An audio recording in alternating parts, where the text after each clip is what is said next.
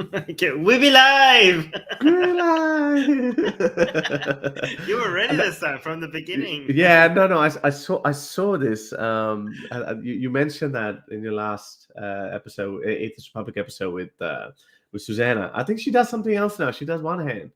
I don't know where I got this from. Yeah, I think she does this. Yeah, I don't know. I got it. it from somewhere. I know Mimsy used to do this. Mimsy. Well, there's three versions. This is the Mimsy version, the Susanna version, and the Harris version. It's actually evolved from both of them. Yeah, all three of you are adorable. Oh, yeah. Toxic masculinity. Oh yeah, we should talk about that today. Yeah. That softens down my toxic masculinity. Yes, No, this is how you. by the way, no, because I got in trouble with Nuria in the last House of Sin episode. She was like, Right. toxic masculinity. I got in Don't be trouble with Nuria once, and I got in trouble with Nuria in Germany when I told her Islam. Like she was very angry. I said it could be argued that Islam is more anti-man than anti-woman. Really? Yeah, I don't know about that, but I wanna see your take on that. What do you mean Islam could be more anti-man? I see it could be, because obviously it puts restrictions on men as well. Like, I mean, okay, maximum you can have 4 wives, but we know that even 4 wives, that's a big. Why do you always think about sex? I wasn't even thinking about no, sex. no. No, it's one of the. No, it's one. No, it is one of the things. It is. No, I'm kidding. When we look at men, no, but when we look at breaking your men, yeah, no, but I want to explain it. But when we look at men, like there's some certain biological tendencies of males and certain biological tendencies of females. And I always say this. I'm not ashamed to say this. I know I get in trouble with toxic feminists or feminazis or whatever. I don't care. But like at the end of the day, at the base of it, we are instinctive creatures. And then on top of that, when we build societies, then those societies are built on intellect. And in some cases we suppress our instincts, and which is a good thing. I'm not saying that's wrong, but we still have those certain tendencies. So I want to know, what do you mean by, so sex is a huge part, sexual selection is a huge part of yes. male versus female. So those things are important. But I understand, what do you mean that Islam could be more anti-man? What's your take on that? Okay, I'll let you know. But first, you got a super chat, so thank you for the super chat. Thank you, Gil. And also, I like it when people tell us where they're watching from. So Jan is saying greetings from Poland. So guys, if you're watching, let us know in the live chat where you're watching from, because it's we want to see how international our audience is. Okay, so the reason why I think Islam could be argued that it's more anti-man, at least in theory, in practice now, it's the way it's being executed. It's affecting women more than men, right? But at its origin and the way it was designed, it's the way it was meant to be followed and practiced. It's more brutal to men than it's brutal to women, from a violence perspective, not from a sexual and property rights perspective, right? So from a woman's perspective, you are exposed to violence in Islam because your husband is commanded to beat you when you are feared to be disobedient, right? So it's very key to understand that it's commanded, not suggested, not allowed. You're commanded, so it's not like you could decide not to beat your wife. So Islam tells you that you have to do it, right? So it's not just letting you do it; it's commanding you to do it. Is it also really a commandment? Yes, it's a commandment. Read the Quran verse.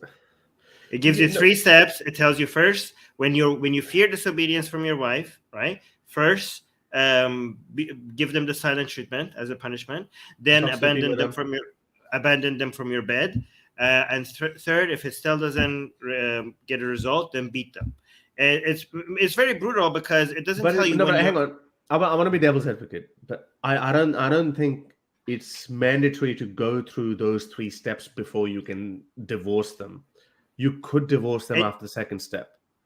It doesn't. Okay, I'm talking about a Quranic verse. It doesn't mention anything about the divorce. My point is, but it's not a commandment, though. It is a commandment. No. It tells you to do it. It doesn't tell you can do it. It doesn't suggest you to do it. It doesn't tell you to consider it. It tells you to do it when you fear disobedience. Go read it. It's pretty clear. I don't know. Well, go read it. I think you have. No, I've read it. Well, come on, man. This is one of our favorites, punching bag. But I think you could you could bypass that and just go divorce her. You could just divorce it. It is, you're not going to be judged. Here's a commandment. So commandment becomes a problem. You're not going to be punished by Allah for not beating your disobedient wife. You are talking about the difference between how Islam is practiced and what it says in plain black and white in the Quran. I understand that what you're saying is how Islam being is practiced. No, I don't see anywhere in the Muslim world people saying that you have to beat your wife. Nobody, like, it hasn't translated to that in practice. Why? Because Muslims are better than Islam. Okay, so what you're saying is correct about Islam in practice, but the clear text of the Quran is a commandment. Okay, but like that's not even the point of my talk, right? We could discuss it later, right? My point is that that's the level of violence that women are exposed to, wife beating by the husband, which is horrible, right? But the violence, the level of violence that is expected of men to be exposed to, and again, this is a commandment, okay, is to expose themselves in front of swords and spears and other sharp and heavy objects for Allah's sake, okay? And also, this is not a suggestion unless you are handicapped. This is a commandment. You are supposed to fight in war for the sake of Allah. So this is the level of violence that men are required to be exposed to. And I think that's a lot more significant than being beaten by your husband. Yeah, that one's true, because Prophet Muhammad, there's plenty of hadiths where Muhammad says that, hang on, you want to sit at home, you want to go farming and all that, but Allah wants you to fight those two men. Is actually very funny. There's a very funny hadith that I've spoken about a lot of times, which is evidence of how Muhammad used to make up stuff. Where at one time there was this. Hang on, let me. Sorry, give me a sec. Let me just find that hadith.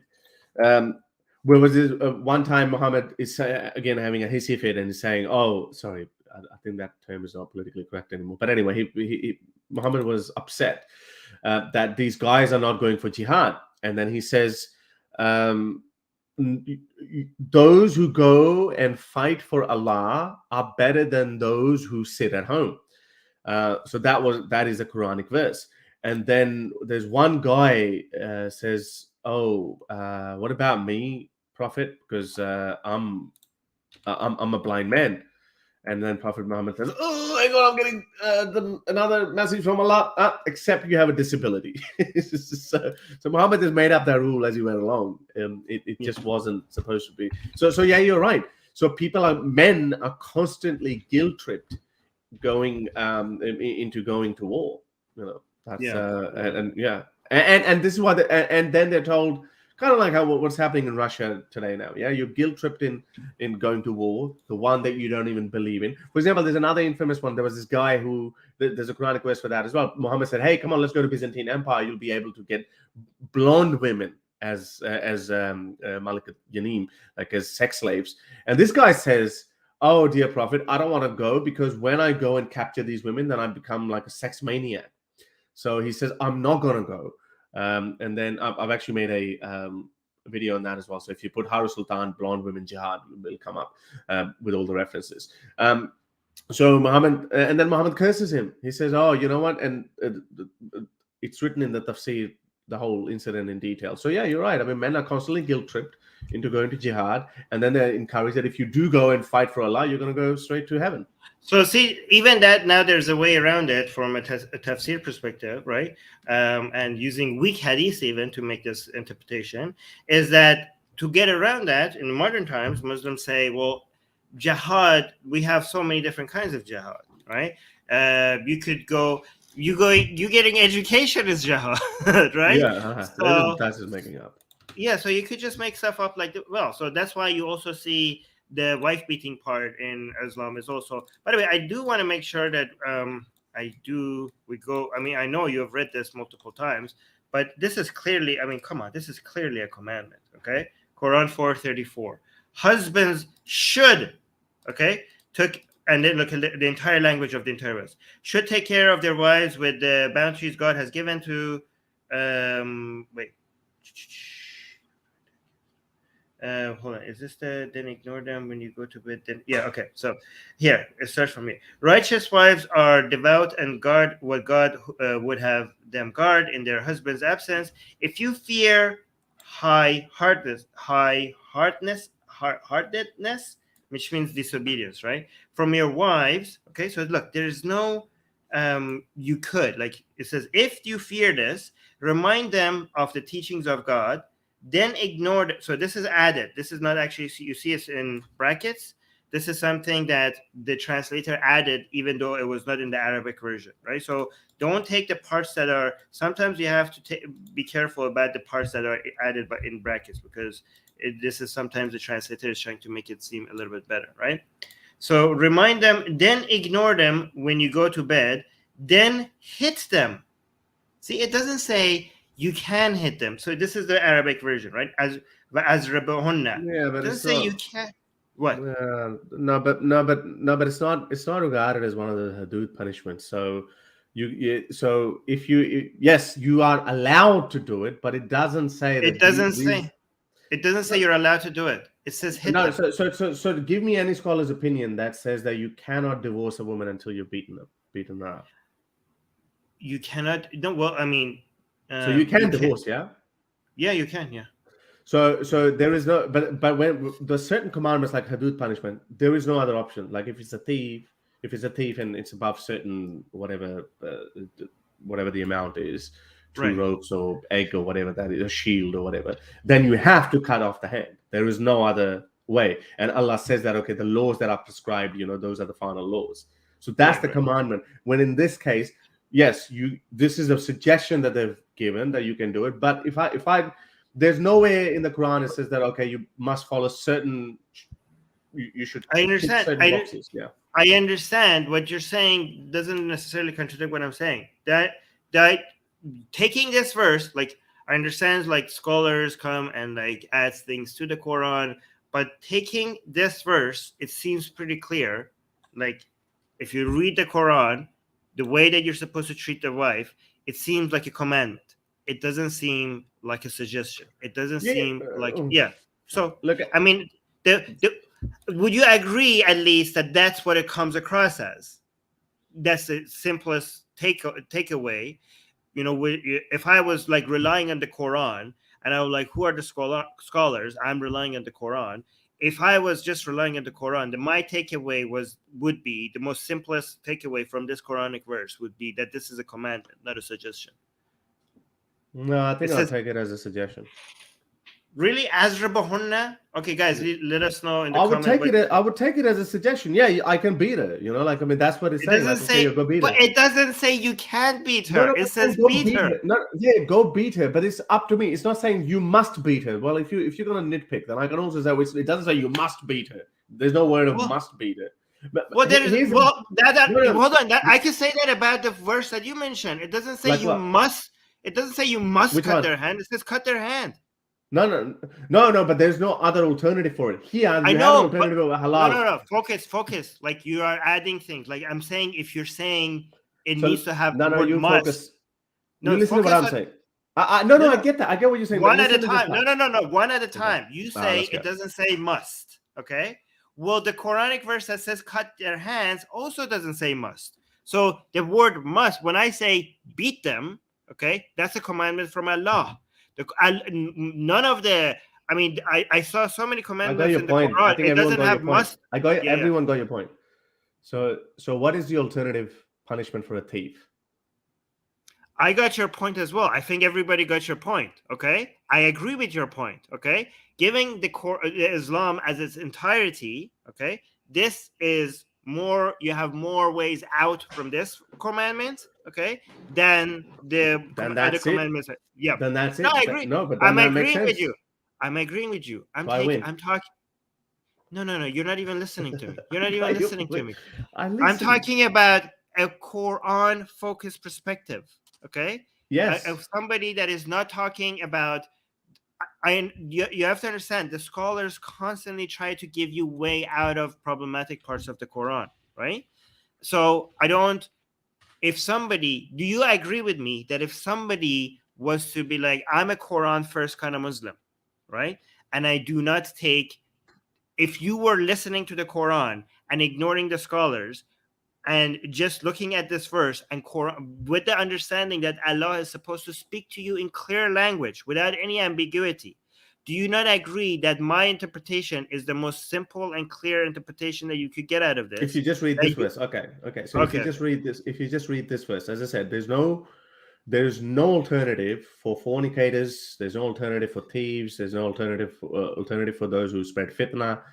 Even though there's given 3 options, so it's open to anyone who can take it. But in this case, there is a clear alternative given to you. There's a clear alternative given to you in the Quran. Yes, it is in the Quran. Yeah, there. Those who swear to abstain from their wives, having 4 months of waiting. Therefore, if they revert back, Allah is most forgiving, very merciful. And if they resolve to divorce, Allah is all hearing, all knowing. So, and there's a couple other verses as well where you're told, okay, you can just divorce your wives. It doesn't have any checklist. So my point is, if there is a dispute, you don't have to follow these 3 steps. You could straight go to this. If there was a problem, for example, you don't have the luxury of all these other hudud punishments. So that's why any decent person, any man who looks at this and he knows about the divorce verse, he goes, you know what, bitch, I can't live with you. Screw you. Talaq, get out of my life. I don't want to hit you. All right, let me ask you this. Do you agree that if you put these 2 together and you want to come up with a full conclusion, if you want to keep your wife, then you are forced to hit her? Yes, in that case, okay. In that so case, if you're like, I fear disobedience and I don't want to lose my wife, then you have no choice but to beat her if she constantly disobeys. I think it would still be a suggestion, like otherwise then you could someone could be just putting up with it. It's an allowance. It's an allowance. Okay, it's an allowance for me. I give up. Like, yeah, you have to give up because I'm not convinced, man. I think it's an allowance. There's like, nowhere. It doesn't say it would be better. It would be nice. It's like if you have a kid. It's like if you have a kid doesn't listen to you, you can smack him. I'm not saying it. I'm just giving an example. It doesn't say you can. It says azrabahunna. Smack him. I say okay, zabrahunna. Okay, but then it's like, some kids say, no, you know what? I'll teach him some other way. That's fine. Also playing a psychological tricks by using read the whole thing. Definitely a command. Well, yeah, that's fine. She's saying that definitely a command. Also playing psychological tricks by using the words like disobedience subconsciously calls a man to reestablish his control by playing on a man's ego. Yeah, well, I agree with that, but I think it's very easy to navigate through it, but you can't navigate through the other hudud punishments, by the way. So that was my whole point. Anyway, we can move on from this. I just want to give references to the people how Muhammad used to make up stuff. So this is Jamia Tirmidhi 3033. That's the one that I was talking about, where Prophet Muhammad says that everyone has to go to. People who stay at home are not better than the people who actually go and fight for Allah. And then Muhammad conveniently gets a verse after a blind man says, but I'm a blind man. What about me? So anyway, that's just one of them. And then this is Surah Tawbah. Sorry, this is another one is Surah Tawbah, which is chapter 9, verse 49. Abu Wahab was that guy's name who didn't want to go. Prophet Muhammad enticed him by saying that, hey, let's go and capture some Byzantine women, these blonde women, and he said, no, I don't want to go there. So you can, this is Ibn Kathir, Wahdi's tafsir. You can read the whole verse in detail, chapter 9, verse 49. Okay, I just wanted to do that. All right, we have Patron questions, and guys, if you want to us to answer your questions, you could become a patron on Secular Jihadists patron. And and that's linked in the description on the page on Secular Jihadists YouTube channel. If you wanted to come up and talk to us live on air, you could become a YouTube member on Harris Sultan's YouTube channel or on the Secular Jihadists YouTube channel. Or also, if you want to ask questions, you could use super chats. You could use super chats on Harris Sultan's channel. Please use the super chats if you want to ask any questions. Or on the Secular Jihadists YouTube channel, you could also use super chats for us to highlight them and answer your questions. So for people who don't know, we're like streaming this on both Secular Jihadists YouTube channel and Harris Sultan's YouTube channel as well. So we have, and be my patron, and you can be my patron as well. Patreon.com/xmuslim. Links in the yes, guys. Yes, link in the Harris Sultan's Patreon is in the description. And if you don't want to support us financially, please just like the video. That really helps the channel. Yes, like. Grow. There's Like, 35 people watching, 112 people have already watched it, but only 24 likes. Come on, guys, hit that like button. That doesn't cost anything. yes, that doesn't cost you anything. Other than Where's half a Veedu? second. Veedu's been away. Veedu's been having time of his life, so hopefully he should be back next week. Next week, yes.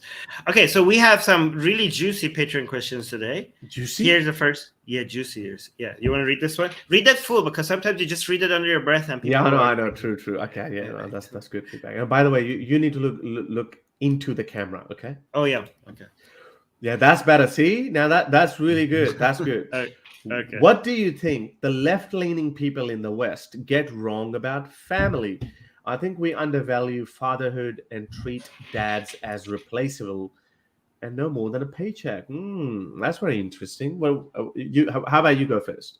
I don't know why did I'm not going to answer that, but I'm just going to say something very interesting. That I still feel maybe it's these questions are a little bit out of our comfort zone. You know, like talking about trans issues or feminist issues or something. Like, I mean, I still, I still wince a little bit when I think about that. I've got to talk about that. But it's remarkable that you and I were ready to take on the Taliban and some of the religious extremist people, but like with this we're a little bit worried. But anyway, but I'm not. Like, we'll talk about it. I think there has been in general an correction in Western countries when it comes to highlighting and appreciating the role of women in society, because for a very long time, women's participation and contribution to the economy, to the their importance, their rights, their voices, their choices were ignored, and Western countries, like more progressive countries, corrected that, and there are a lot of examples of overcorrections right here and there, which doesn't dismiss how important the original correction was, but it's important for us to not recognize where we have overcorrected. So celebrating women and their role and their contributions in some situation has gone so much so in to the point where some people are dismissing or belittling the role of men in society and how important their contribution is.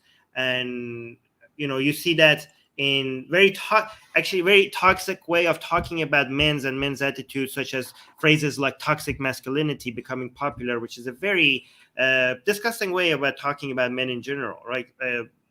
And that's just normalized and accepted. So in general, the role of men being dismissed and belittled, and I see so many people in Western countries like even cheering the idea of men being less important or less significant, or silencing them, which is not helpful, not just for men, but it's also not helpful for women, because it just undermines the important gains that the feminist movement has made, right? So the role of men in family just goes in line with this whole trend of just trying to dismiss the role of men, and this is just part of it.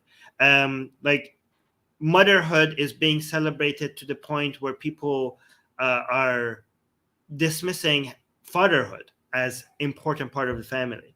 I mean, even among a lot of people who accept that this should be about equality, one shouldn't come at the expense of the other, it's just this general belief among even liberals, not just progressives and like uber leftists, that motherhood is just by far so much more important to childhood development and men and fatherhood. Like single parenthood was being celebrated and encouraged, and now we have study after study after study showing how important the role of a father is as a role model, not just for their sons but also for their daughters, and how psychologically missed out kids are without a father figure and a father role model in a household, right? So, and the problem with this is that a lot of people are talking about this as if this is a left-right thing, where like unfortunately for a lot of people, liberals or left-leaning people, because right-leaning people have jumped on this idea of fatherhood is important, some, not all left-leaning people, instead of looking what the scientific literature says, have just like are fighting back against that narrative because it's just coming from the right. Like you shouldn't decide what position you're taking based on just being opposed to right-leaning people because you're left-leaning. You actually have to just take a look and see what are the actual facts. And the facts are that fatherhood is very significant and very important, and this should not be a political discussion. Should be a fact and non-factual discussion. So this is when trying to divide everything on left and right is going to come at the cost to children, because so many people are going to take wrong positions just to make a political point, which is a very dangerous tactic. You see that with global warming, you see that with abortion, and now you're seeing that with the importance of fatherhood. So it's important for us to correct that. What do you think? Yeah, I think I agree with everything you said. I do think that as you said, there's overcorrection, but some correction obviously was needed, and hence you use the word overcorrection. I think if we go too far back, then people, and I would say both men and women were also in unhappy marriages, especially in the ages of, if they get married at the age of 20, 25 or something. Now they're supposed to be with each other for next 40 years or something, and then now they're going to go through different phases of their lives. They're going to be totally different people 10 years later. 20 years later, they'll be totally different from what they were 20 years ago. But the society that they had created, a one man, one woman kind of thing, now they had to be together. And I think a lot of that domestic violence probably originate from the fact that people were feeling suffocated in these dead-end relationships that they just couldn't get out. And there was pressure that, okay, I need to stay in this relationship. Now they both hate each other. And now obviously kids are suffering because kids are seeing mom and dad are fighting. I reckon that was probably more dangerous. So as a result, they said, okay, let's normalize divorce. I'm a big fan of divorce. I think divorce must be normalized, destigmatized, and it should even be, I wouldn't say celebrated, because obviously still a separation of something. But should we not celebrate, like, if two people are in an abusive relationship? I'm not just talking about physically abusive, like just mentally abusive in a way, like they're both depressed. A man is depressed. Why do men get hit with midlife crisis? I mean, nobody thinks about it, and then men end up doing some stuff that they're not supposed to do. They end up having an affair with their secretary or something. Not condoning it or anything, but I'm saying if they're feeling imprisoned in a certain relationship, of course, then they end up doing that. So I think divorce should be normalized, but even then, I don't think it's that normalized, because with the overcorrection, men still tend to stay in their relationship because they're like, oh, hang on a second. If I file for a divorce, my wife is going to take half of it and blah, blah, blah. So they end up still doing what they're doing, and then it ends up getting messier. And then I think there should be some equal footing. However, here's my take. If divorces are fair, I don't think in the Western countries divorces are fair from a man's point of view. A man is given very little custody to his children, and he has to pay child support, which he should, by the way. But it just doesn't make sense to him. I know I've seen 4 people here in Australia who got divorced, and they were absolute rock bottom. They hit absolute rock bottom, and they were depressed. By the way, if you are feeling lonely, sad, depressed, please speak to someone. You need help, and there is help available. In Australia, there's organizations like Beyond Blue and some other organization. You can Google that in your local countries as well. And they get depressed, and they wonder, why am I working? I know one guy actually quit his job because he said, I can't even see my kids, and I have to pay child support. And you know what? What's in it for me? And then, he just quit his job, became a bum, and then he got back to his senses after 6-7 months, and then restarted working. And it's just terrible. So if this divorce process is fair, if it's built on equality, then we need to, then I think it should be celebrated in a way that both mom and dad need to be in the kid's life.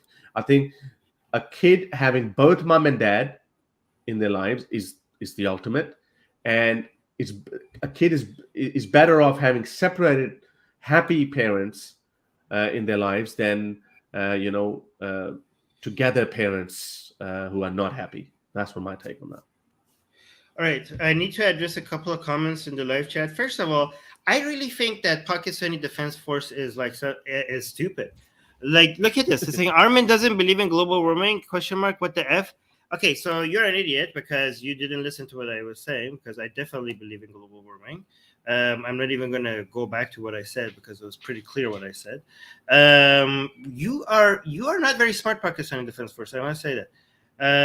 And then here, Khadija is saying, motherhood. Look at this. This is actually what I wanted to, an example of the problem that I was addressing, right? So she's saying motherhood is considered more important than fatherhood, and patriarchy is to blame because men introduced the idea of leaving for work for hours, resulting in the child recognizing one face as a parent. See, this constant need to just blame men over women. Like, this is dividing the society. This is not helpful, Khadija. You're not being helpful. Dividing the society into men versus women and putting one against each other is not going to give you good results. This is like the idea of men having to go work and being away from family. These are things that are beyond one or a couple of people's decision making. This is not individuals making decisions. These are economic, socioeconomic conditions that force certain ways of life upon people without anybody actually planning it. These things are a lot more organic and less planned than you think. This is just the market working the way that it works. This is something both capitalists and communists agree with, that their structures of societies force certain ways of life upon you. But the constant, like, you are on team woman and you're looking at world problems and you constantly want to blame things on team men doesn't make us work with each other. Like, you have to evolve, mature above all this tribalism between the two sexes. This is so disgusting and so unhelpful. I want to address that too. See, this is Khadija. This is not going to get you anywhere in the world. You think this is what I meant by people, animals, and including humans. We're all instinctive creatures, okay? And based on our instincts, we've created societies. Do you think a tigress and a tiger, they actually have a chat and then they mate and then they make babies and then tiger says, "Okay, I'm going my way"? This is how nature has evolved. If you even look at the hunter-gatherers time, nobody had it under control. Yeah, when men would form packs and they would go out and hunt bisons and they would hunt big game.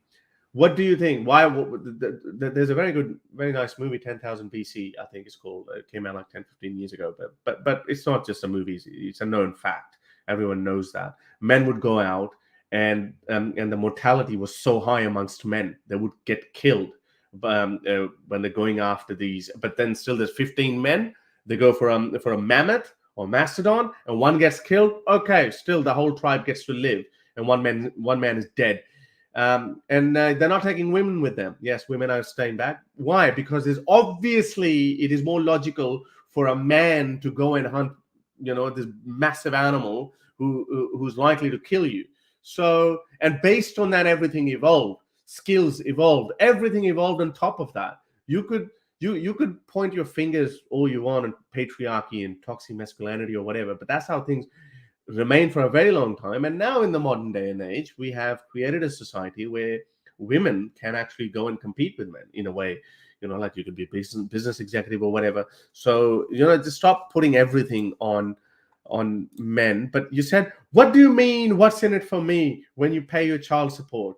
Yeah, what's in it for me that I'm working and I'm not even allowed to see my kid? That's what it means.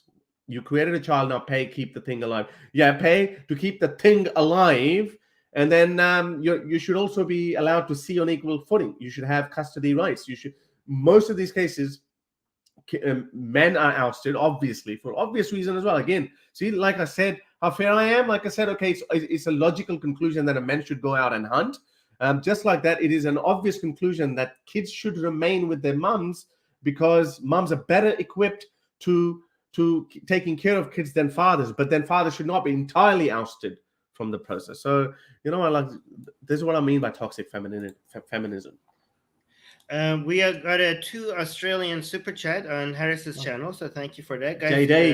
JD with Coke. Yeah, thank you so much for the super chat. I do want to keep highlighting Khadija's comment. Hold on. Khadija's angry. I know, that's good.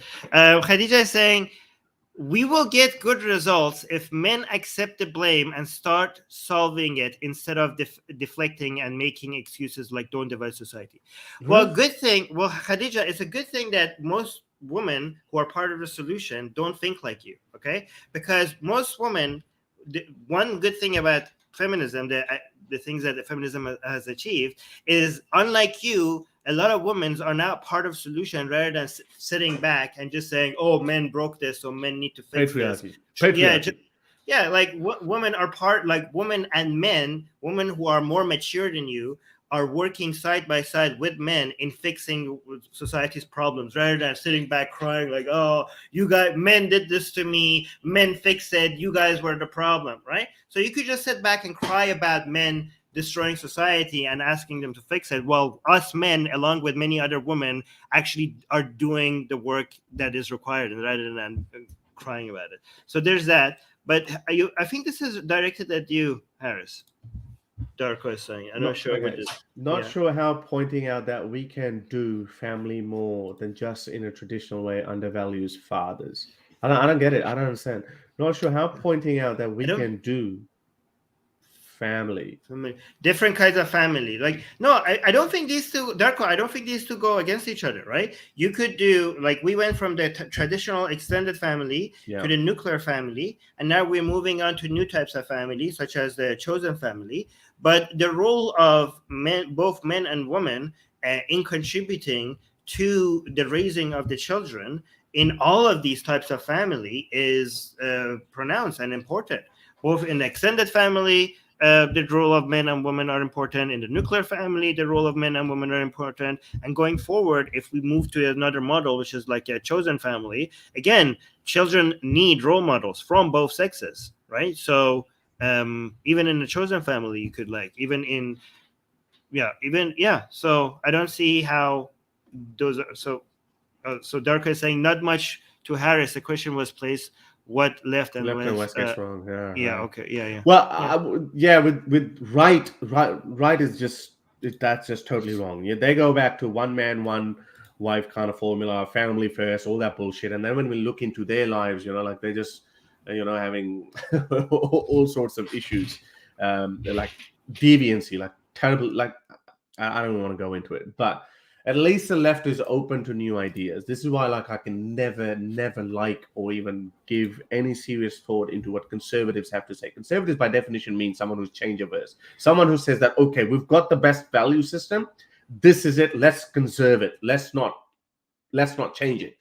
Whereas liberalism is the opposite of that, and where they're always wanting to change and improve on things. Yes, sometimes they get it wrong, and we can see the radical far left and wokeism and all of that. They the overcorrection is involved in that, but at least they're willing to change, because one thing I always say, one thing is for certain: nothing ever remains static. Everything is either evolving or devolving, and we as a society are collectively evolving.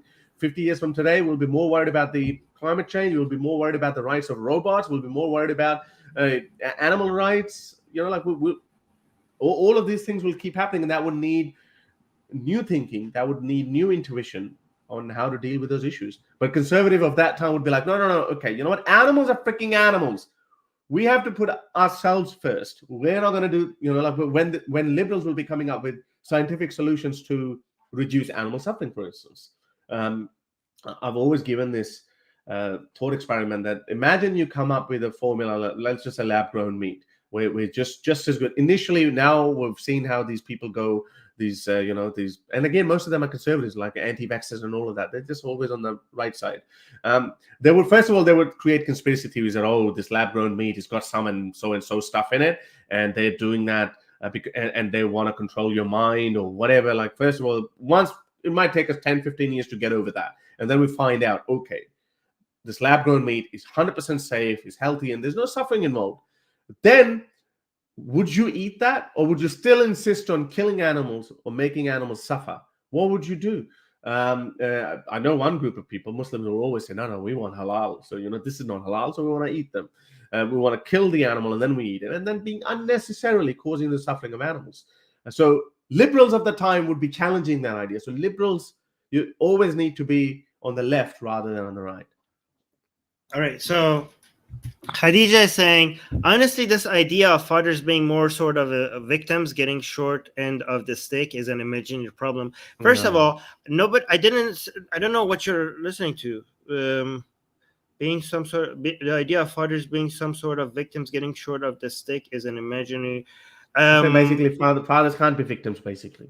Yeah, I mean, you're basically, no, yeah. So basically, you're so dogmatically sexist, Khadija, that you can't even consider that as just the same way that the society is structured in a way that women have certain problems and women are being pressured in unique ways that men don't experience on a large scale. In the same way, society is structured in a way that men experience certain pressures and unjustified pressures that women don't on a large scale.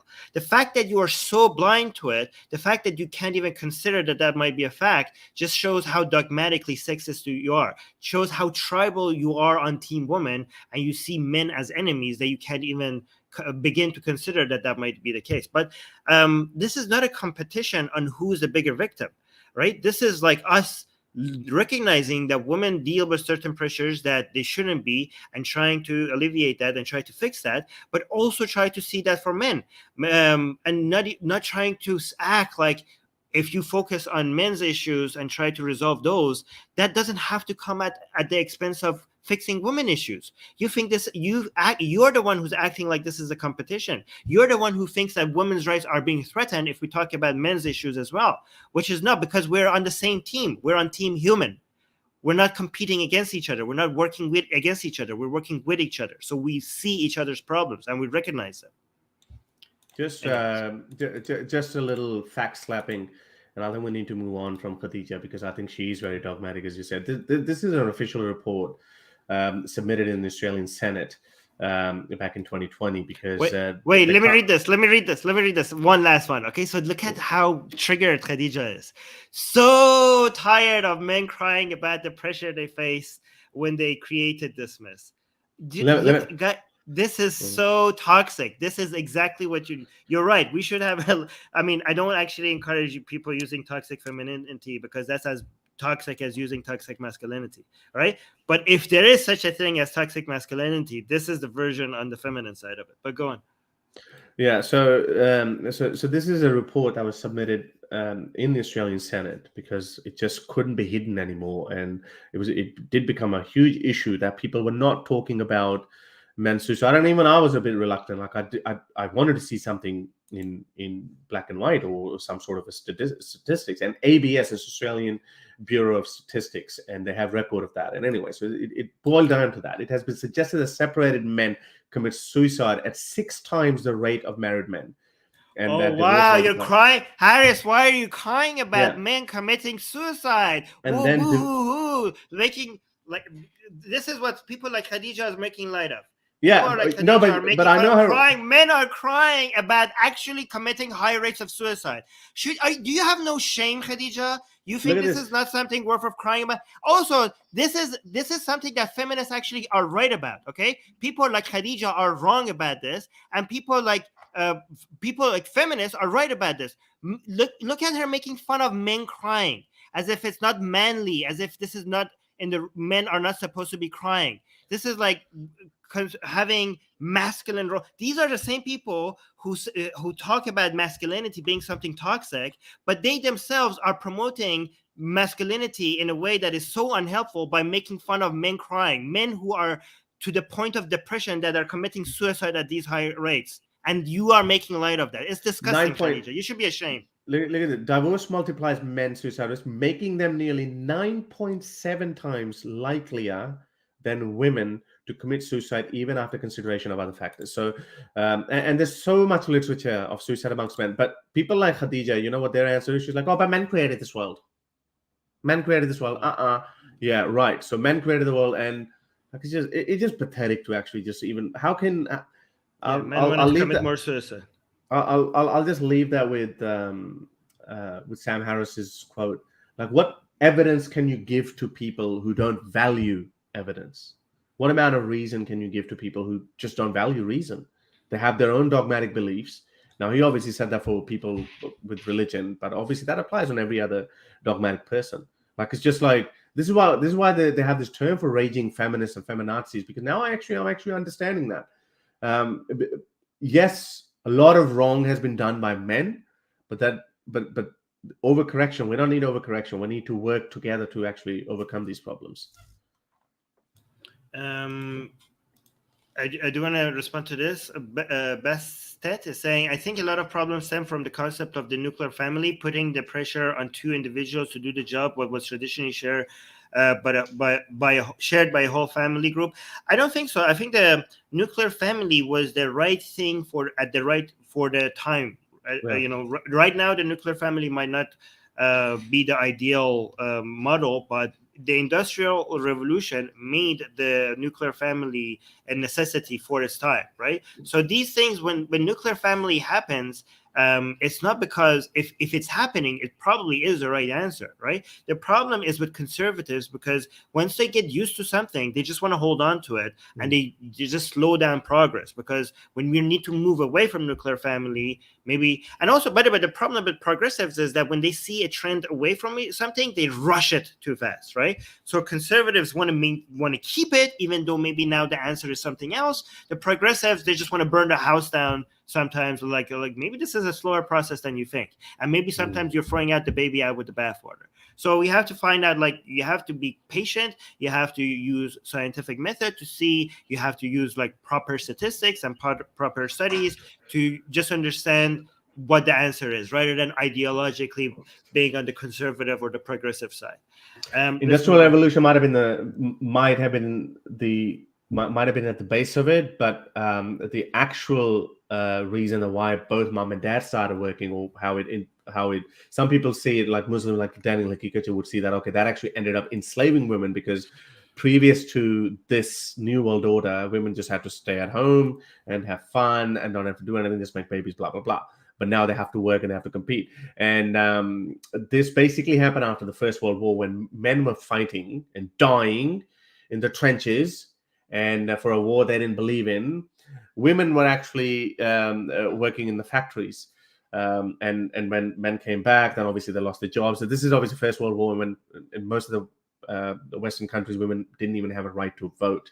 But women had tasted. Now they could buy those fur coats. Now working class women could actually enjoy certain features that they could never even dream of. So by the time Second World War came in, and the post-Second World War, there was this huge urge by women to actually work and be financially independent. So it all happened accidentally, by the way. Yeah. Okay, let's go to the next question. Yeah, next question. What do you think is the problem that the red pill movement correctly identifies when no one else wants to acknowledge it? Yeah, go on. You go ahead. I'm gonna say again, because I think when people, and I watch a lot of these people, I think when, for example, red pill crowd would be so overly anti-feminist, now they would be so dogmatic that I think they go way too far. So whenever, for example, legitimate concerns like, okay, violence amongst men is brought up, like wife beating is brought up, or domestic violence is brought up, then they would come up with something as ridiculous as say, as like, well, women beat up men too. And you're like, well, hang on a second, they're not on equal footing. Like, I mean, how many women die at the hands of abusive husbands? Hands down, it'll be like, it'll be a 1 in 1,000 where a man dies at the hands of a woman, or grievously harmed or injured. So it's not even an equation. Like, it's not even a question. At that point, red pill should actually acknowledge that, but they don't. That crowd doesn't. They just got way too bored, and they become too defensive. And just like how I was watching Avi Yemeni, and he was saying, he was making fun of Nas Daily about, you're always propagating about climate change. With World Economic Forum, you guys all gathered in, and you all came in your planes and had such a huge carbon footprint, blah blah blah. And Nas Daily made a good point, and he said, Well, yeah, we are raising awareness. And it's like one CEO who has to travel from one country to another, but that CEO's decision is going to impact thousands of kilograms of carbon emissions or whatever. So, but then when it turned around to Avi Yamini, that do you believe that that Earth is warming up? Then he said, I don't have any opinion. Well, excuse me, why? If you don't have an opinion on climate change, then why are you concerned about people talking about it and not talking about it, taking action? You should have an opinion. And deep down inside, I knew that he probably has an opinion that Earth is not warming up. That's what he believes, and then he believes this is a conspiracy theory. So I think that's the problem with red pill crowd, and that's the problem with people on polar extremes. They get so caught up on their side of the argument that they get blindsided by the legitimate arguments from the other side. Yeah, so I think the red pill community, just like a lot of far right communities, and a lot of Nazis, to be honest, they identify certain things that are true, and then they use it as a way to push forward a lot of things that are not true, right? And the truth, so they are very good at finding things that are true that progressives are sensitive about, right? And maybe because progressives have been dominant in media, when you mention certain true things, it gets a good negative reaction from mainstream media because a lot of the influence that progressives have over the media. And a lot of people who are trying to discover what they believe in, what happens is that they look at the backlash and they go look to see if what these red pill communities or far right communities or a whole bunch of other people, conservatives, are saying, whether they're true or not. And they discover that actually there's something to it. There's something to those points. So they use this as a way to think like, well, therefore these are credible sources. Therefore, these are truths that have been hidden from me, and these people are showing me the truth that these mainstream media or progressives are hiding from me. So they think, unjustifiably, that everything else they say must also be true. This fact that was hidden from me by mainstream media, thanks to the red pill community or some other communities, now I know it thanks to these people, so I'm going to use them as a source. And that's a very clever propaganda and marketing technique, because now a tsunami of really toxic and racist and homophobic and transphobic and misogynistic stuff comes with that, right? So our job as liberals is to clean up our act ourselves, like go clean up the left so that these red pill community and right-leaning groups or conservatives don't do the job for us. We need to show to people who are not conservative or right-leaning that you don't need to rely on the red pill community to unearth these things that maybe the progressives are hiding from you. We could do it ourselves. We could show to you that, yes, it's true that there are certain things that maybe there are some overcorrections when it comes to women rights, maybe gay rights, maybe trans rights. There are some ridiculousness that is coming from certain, not mostly, but certain trans rights activists. There's some exaggerations about certain scientific claims that the progressive side makes. There are certain things that are important to keep. Maybe the structure of the family has to change, but family is important, right? You can't just, a lot of people from the progressive side are going too far with the family. They're not saying, okay, maybe family structures have to change. They're just dismissing the idea of family as a whole. The idea of family is very important for a healthy human psychology, right? So that is a very toxic belief system that is coming out of the progressive side, and the red pill community tries to highlight that. But you shouldn't use them as a source, because these people are not just trying to. The red pill community acts like they are bringing attention to men's issues, but they are actually they are also an overcorrection, right? So they are an overcorrection to the woke to wokeism or SJW, because they're not just trying to adjust men and bring attention to men's issues. They're actually woman haters. They're actually anti-women. They're not pro-men. They're anti-women. Okay, they're not pro as more sane advocacy for trans rights and gay rights. They're actually homophobic. They're actually transphobic. So this is the pendulum keeps swinging from one side to another. And as liberals, we have to just try to hold on to this pendulum from swinging and keeping it on the same side. What do you think? On the left side, because if we keep it on one side, then it become conservatism. No, and the scientific side, like I think, like when we're trying to figure out where do we need to keep the pendulum, I think we should like divorce our minds sometimes from am I left, am I right? Just be like, what does the data show? What does logic show? Just like try to step out of your ideological bubble and just look at the data objectively, okay? And look at research. Don't look at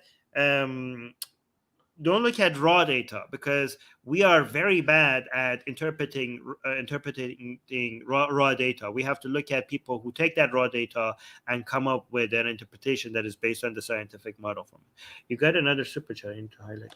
I did, Oh, no. but before we go further, Tina joined that one with the last part when we were talking about feminism, toxic masculinity, or something. Khadija's like burning. She's raging.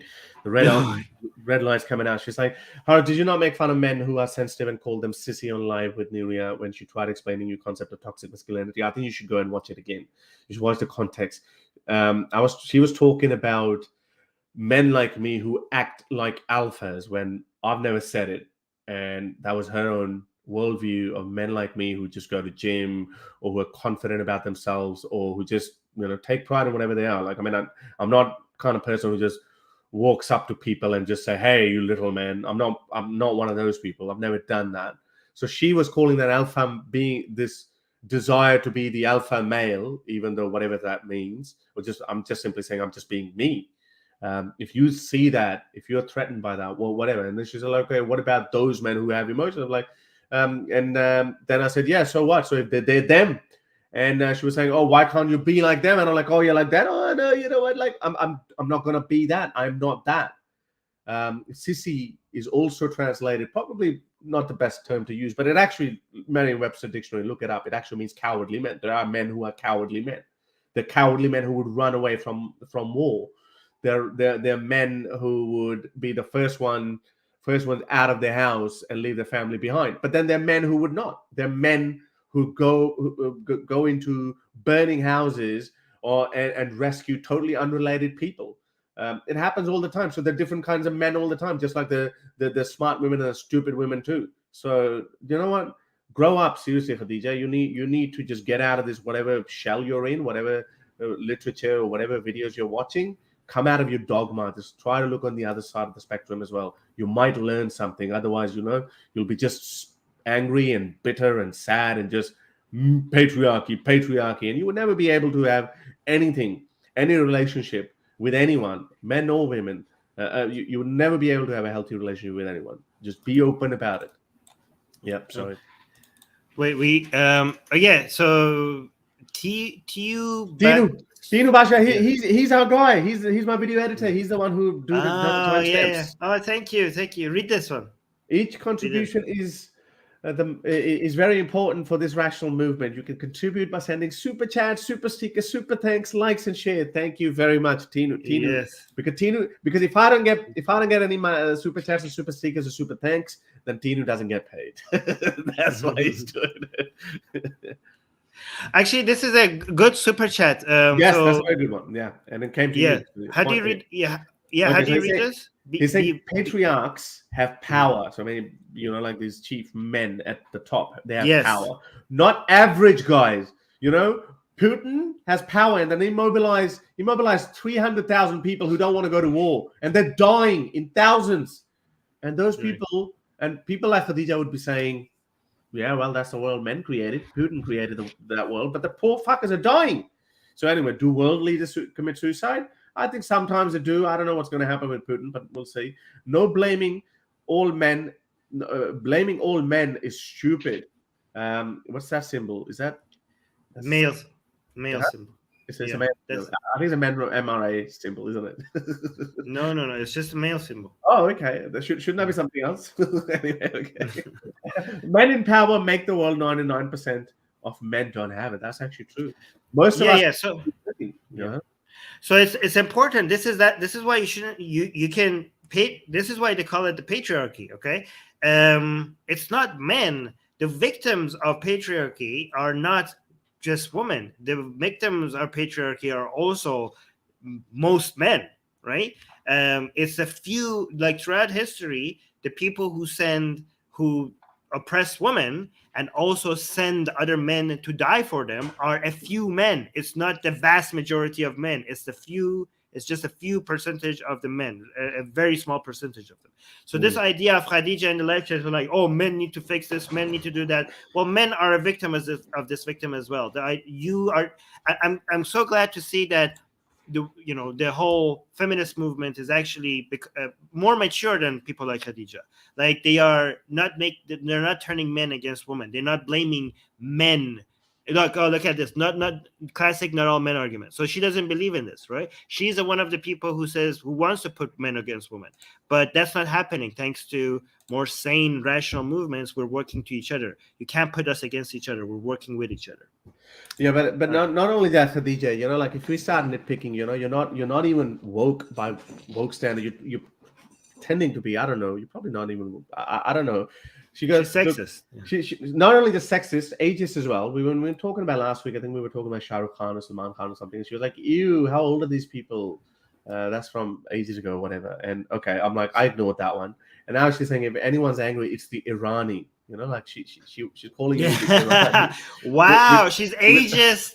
She's a bigot and she's sexist and racist. Wow, and nationalist as well. And she thinks she's a feminist as well. She's actually like, it's amazing how the toxic people on the left are so similar to the toxic people on the right with their beliefs. It's a horseshoe kind of situation. It's I think this is. I think Khadija is probably toxic. No, look, I don't know. I think people go through different phases in lives, and and again, that's going through a toxic phase. Look, again, it's not only her fault because I think it's all. Yeah, I'm old enough to understand this, how algorithms work, because I'm one of the content creators as well, so I know. But I think when we do get sucked in our echo chamber, then I think. It is like I've always said this. I've always given this as a challenge. Watch maybe 5 documentaries on 9/11 being an inside job. If you don't come out from the other side as a 9/11 was an inside job believer, then well done. Because people create these echo chambers and they get sucked into this algorithm. How these algorithms work is just nasty, and it can do really, really funny things to us. So I think maybe she's I think she's on the wrong channel. Or maybe she shares something with us that being from an Islamic background, she is a raging irrational feminist. But she also shares a common. I think she'll grow out of it. She'll grow out of it eventually. People grow out of things. Like obviously she's gonna meet other people and she's gonna learn, and we all do. So I'm not saying that Khadija is just some evil person or something. I think she's just angry at this point. She's probably consuming some sort of content, probably one-sided content. I think that's all she's consuming. But anyway, I think we should move on. Yes, let's move on. By the way, Khadija, if you want to come and have a chat, you're more than welcome. Yes, you will be treated with full respect, no cutting over. We won't be speaking over you. I think it's important. I've spoken with Armin that I think we have done a bit. We've said what we want to say about Islam as an atheist. We are unapologetic atheists. We would always talk about this religious nonsense, no matter which religion it comes from. We will talk about it, but there's so many other issues as well that we are facing. I think religion is definitely a dead horse. It is going down. Survey after survey, we look at it, and even the new atheists who are coming in, who are becoming a part of this, global nun demographic, they're also not interested in talking about religion. They're more interested in talking about trans issues. They're more interested in talking about this feminism versus toxic masculinity, as you like to call it. Look at this comment. Pakistan Defense Force is saying, irony is that Pakistan has more Yeah. culture than Iran. Oh my God, these people are so interested in dividing us across nations and races and sexes, and are like, you guys are so similar to right-leaning people who are interested in dividing humanity across. Remember, this is what I told you last week. I am anti-culturalist. By anti-culturalist, Wow. obviously, it was not a Wow. proper term, but I'm anti-local culturalist. Pakistani defense will, if you become a globalist, if you seriously take off this lens of proud Pakistani or Pakistan, or the, hey, my flag, Pak says to me, if you take it off for a moment, trust me, nothing will happen. You would not become a terrible person. You would not lose yourself. You would not lose your identity or something. You would actually develop more love and respect for the entire humanity. You would not see an Italian person or a German person or an Indian person or a Bangladeshi person as anything different, or even an Irani. You would not, this argument would not even interest you that, hey, Pakistan is better than Iran. Oh, hey, Pakistan have more people or more culture or more better music or better food than Iran. You would not be interested in these arguments. These are such 21st century is a century of globalism. These things don't matter, man. They don't matter. Armin, Pakistan has a larger film industry and music industry than Iran. It's so amazing because he thinks like I'm like him. He thinks my identity is tied into me being from Iran. Like he thinks he doesn't care about Iran. He shits on Iran. No, he thinks like I care about people. I care about humans. I have like, you think me being an Iranian is such a big part of my identity. I don't care. Like, okay, well, I mean, whoopie-doo, good job for you. What does that got to do with me? I wasn't. Here's the thing: if Iran did have a bigger music and industry than Pakistan, I wouldn't be proud of it because I wasn't involved in it. Do you think if Iran had a bigger music industry than Pakistan, I would be like, whoopie-doo, yes, go Iran, defeating Pakistan? I didn't contribute to that, so why would I be proud of it? This is what tribalism looks like. You think you're on team Pakistan. Like, it's kind of like Khadija. She's on team women and we're on team men. And Pakistani Defense Force thinks like, I'm on team Iran. I'm on team Iran and he's on team Pakistan. I'm on team human. I'm not on team Iran. I'm on team human, you idiot. Jesus Christ. And also the other thing, is this is such a bad argument. An Indian could come in and could say, fuck you all, we've got a far bigger industry than both of you put together. So does that mean India has more culture and India is somehow better? That's not how better or worse is determined, or it should be at least. But I think that would only happen if you really zoom out a little bit. Just let go of your cultural prejudices. Let go of your racial and nationalistic prejudices. These things will really not make any sense. I became a global citizen probably around 10 years ago, before I even realized what it actually meant. When I started traveling, I realized that all these people, every country I go to, they're poor people, they're middle class people, and they're rich people. And everyone is concerned about one thing: how to feed his family, how to buy more stuff, or how to do, they have same struggles as you. So at the end of the day, none of that matters. Whether they eat pasta or pizza and then you eat a kulche ala naan or something. It's just stupid. Look at this, Khadija. Like I said, I'm on team human, and Khadija is responding. I think she's just angry. Look at this. She's so triggered. So then why don't you look probably joking. Human? Imagine if I made fun of Khadija's looks, right? People would be screaming toxic masculinity. Oh my God, Armin, instead of addressing someone's argument, is making fun of a woman's looks. And she is now making fun of my looks. I think she's a kid. Yeah, okay. Yeah, I think she's a kid. I think let her go. Maybe I shouldn't. Yeah, maybe I think let her go. It's just a kid. I reckon she's just a kid. I think, as I said, she'll probably. But Khadija is. You're more than welcome to come have a chat with us. We will, even though you make fun of our faces and his product that. But if she's a kid, then you shouldn't bring her on, though. No, I think. Maybe she's borderline age. I don't know. I'm just saying. I don't know. Yeah, probably not. Because that would be unfair. 18, that would, over. Yeah, if you're over 18, if she's over 18, yeah. If you're over 18, please come. And if you're under 18, then this channel is not for kids. Yeah, you shouldn't even be here. Yeah. Okay. Okay. I was going to talk about. I'm going to talk about something. Yeah, I think it doesn't matter. Okay, let's go to the next question. Let me make one more point, okay? The idea of you guys thinking Pakistan having more of a movie industry and a better music industry would make me upset is ridiculous. The only if I see Pakistan has a rich music and movie industry, the only thing that would make me upset would be the fact that I don't know Urdu, so I can't enjoy it. Like, I would be like, oh my God, look at all this rich culture. Look at all these amazing movies. I wish I could understand it. I wish I had time and the language to be able to enjoy it. That's the only thing that would make me upset. I wouldn't be triggered over like, oh my God, these people have more culture than my country. Like, what are you talking about? More culture around the world is better for the whole planet. Yeah. No, but fun fact, Armin, and I think we did this. I sang Pakistani national anthem, which is in Persian. Our culture is so good that we actually wrote our national anthem in Armin's language. Again, none of that matters. That's just the irony of it. Yeah. All right, let's do this question. Why is the left so good at criticizing masculinity, but so bad at providing positive counterexamples? Who do you think is a positive role model for young men?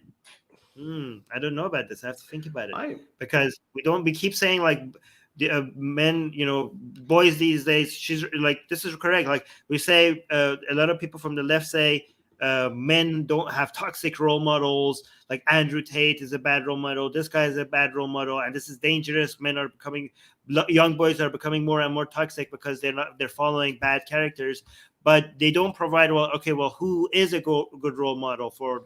Does the left have an alternative of people that all these young men can look up to as like a good source of masculinity, like positive masculinity? What do you think?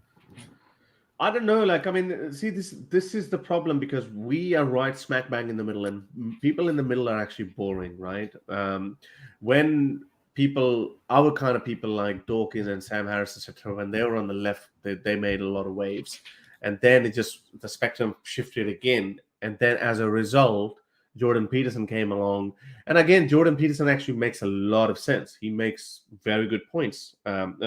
Just because he ended up being the first one to counter the raging left, or what was evolving raging left, then that's why, he ended up becoming the champion of, every men's rights activist loves him. And then, like the red pill and all of this kind of thing started happening. And then obviously, and this is what I'm saying to these stupid toxic feminists that like them going after people like us is like you're really shooting yourself in the foot because you're competing with the likes of Andrew Tate.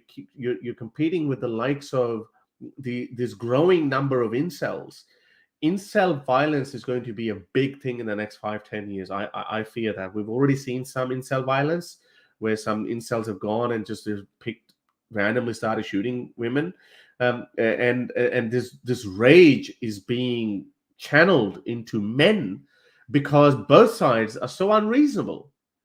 Like we have these people who just I just don't get. I watched this comedian's clip, and I'm just gonna try to rephrase what he was saying. He was like, like every reasonable man is actually a feminist, because what do feminists say? Feminists say, we want to go out and work. Yeah, honey. When would you go out and work? That's it. We can share the load with our bills. Okay. Women are like, men don't have a say on like whether you can have an abortion or not. But women say like, you know what? We want to have an abortion. Okay, honey, that's all up to you. I don't have to pay child support. That's great. So women want to be the very men they hate. So it's like, okay, that's great. Okay. But my point is that it just doesn't make any sense, because the people are constantly hating on men, and then the other side of men, they build up, they raise these walls around them, and they become overly defensive as well. And there's no middle ground in here. Okay, well, who's a good role model for men, though? Like, that's the question. I don't know. Like, do we have any? Yeah. No, like somebody famous. I don't know. I don't know who. Like who's our alternative to Tate? Andrew Tate. Like we say, oh, Andrew Tate is a bad role model. Okay, well, who do we have? Do we have good role models? This is a problem. Not. Yeah, it is a major problem. There's no one. Men, decent men are scared to talk about this. Yeah, look, some people are suggesting you or me. I'm like, guys, we Yeah, but we're like not famous. nobody. We Nobody need knows us somebody. now. Like, We- here's the best we have apparently. Rick Sanchez. Oh my god, guys, we're bankrupt in the role model department. 50 people are coming up. Jesus Christ, guys, nobody. Look, people, Armin, Ali Dava, Oh, Salman Khan, Salman you don't know Salman Khan, Khan. You don't know Salman Khan. Jesus Christ. Somebody, Arabian Oh, princess is saying Jesus no, Christ. no, What Jesus is Christ! I this? think she's saying it like the Jesus freaking Christ. Amit Tiwari. No, Amit Tiwari is one of the YouTubers. Yeah, not. Yeah, Harry Sultan is a good role model. He's masculine, but he remains calm. Okay. I think that's a jibe at you. I know. People say like I enjoy sometimes getting heated. I don't know why people be like, "Oh, why are you being Armin? Stay calm." I'm like, He's "Man, I like the passionate, way guys. He's passionate. I like the way I am. Why Why are you trying to make me be someone else? I'll be true to myself. Thank you very much. Oh, people are saying Armin. See, some people like the way Monica likes you. Yeah. Monica Zelensky. Zelensky. Zelensky? Yeah, actually, I don't know. Zelensky. Yeah, You know, Zelensky. I just don't get it. There's so many people who Susanna McIntyre. True. A good male role model is Susanna McIntyre. I do agree with that. Why? What has she done? Because she is in favor. She's like a really sane voice on the left, talking about men's issues, very passionately. So I think, like, given how many people have portrayed feminism as if this is the idea of shedding on men and belittling men, I think for a lot of young men, seeing a woman so passionately speaking on their behalf and encouraging them that they're not toxic, that they shouldn't be ashamed, that they're not less because they're men, seeing a woman speak so passionately about it, I think it's so encouraging and so uplifting. So I do think like maybe Susanna, is a really good model. Walter H. White. Feminists would love it. That the best role model for men is a woman. Yes, the world would be a better place. Walter H. White, yes. Christopher Hitchens. Well, he's not alive anymore. Joe Biden. What? Joe Biden is alive. Yeah. Well, I don't know. Is he? Barely. He remembers half his stuff. Justin Trudeau. No, he's not. He's not. Oh, thank you. Somebody saying Armin is one of my role models, especially regarding his obsession with logic and truth. Oh, thank you so much. That's very touching. Brother Ben. Okay. All right. Well, I'm a Biden is alive. Obama is a good role model for men. You know yes, what? Obama is a very good role model. I agree with you, Pakistani Defense Force. I think he spoke about, but I think again, this is almost a decade old. Like, how long has it been? 7 years since he left the White House. So a lot of new issues have arisen since then, and he should have spoken. I think he handled the whole atheism versus theism debate really well. I think he's an atheist, and I think he said the right things about, well, you should be allowed to do whatever you want, blah, blah, blah, whatever religion you want to follow, and that's the beauty of America, blah, blah, blah, same old stuff. But he did not make excuses for God, nor for atheists. So I think he did it really well. So I think in this day and age, I think in this whole trans and feminism issue, I think he would have been a much saner voice. Imran Khan, is he a good role model? No, he's a horrible role model.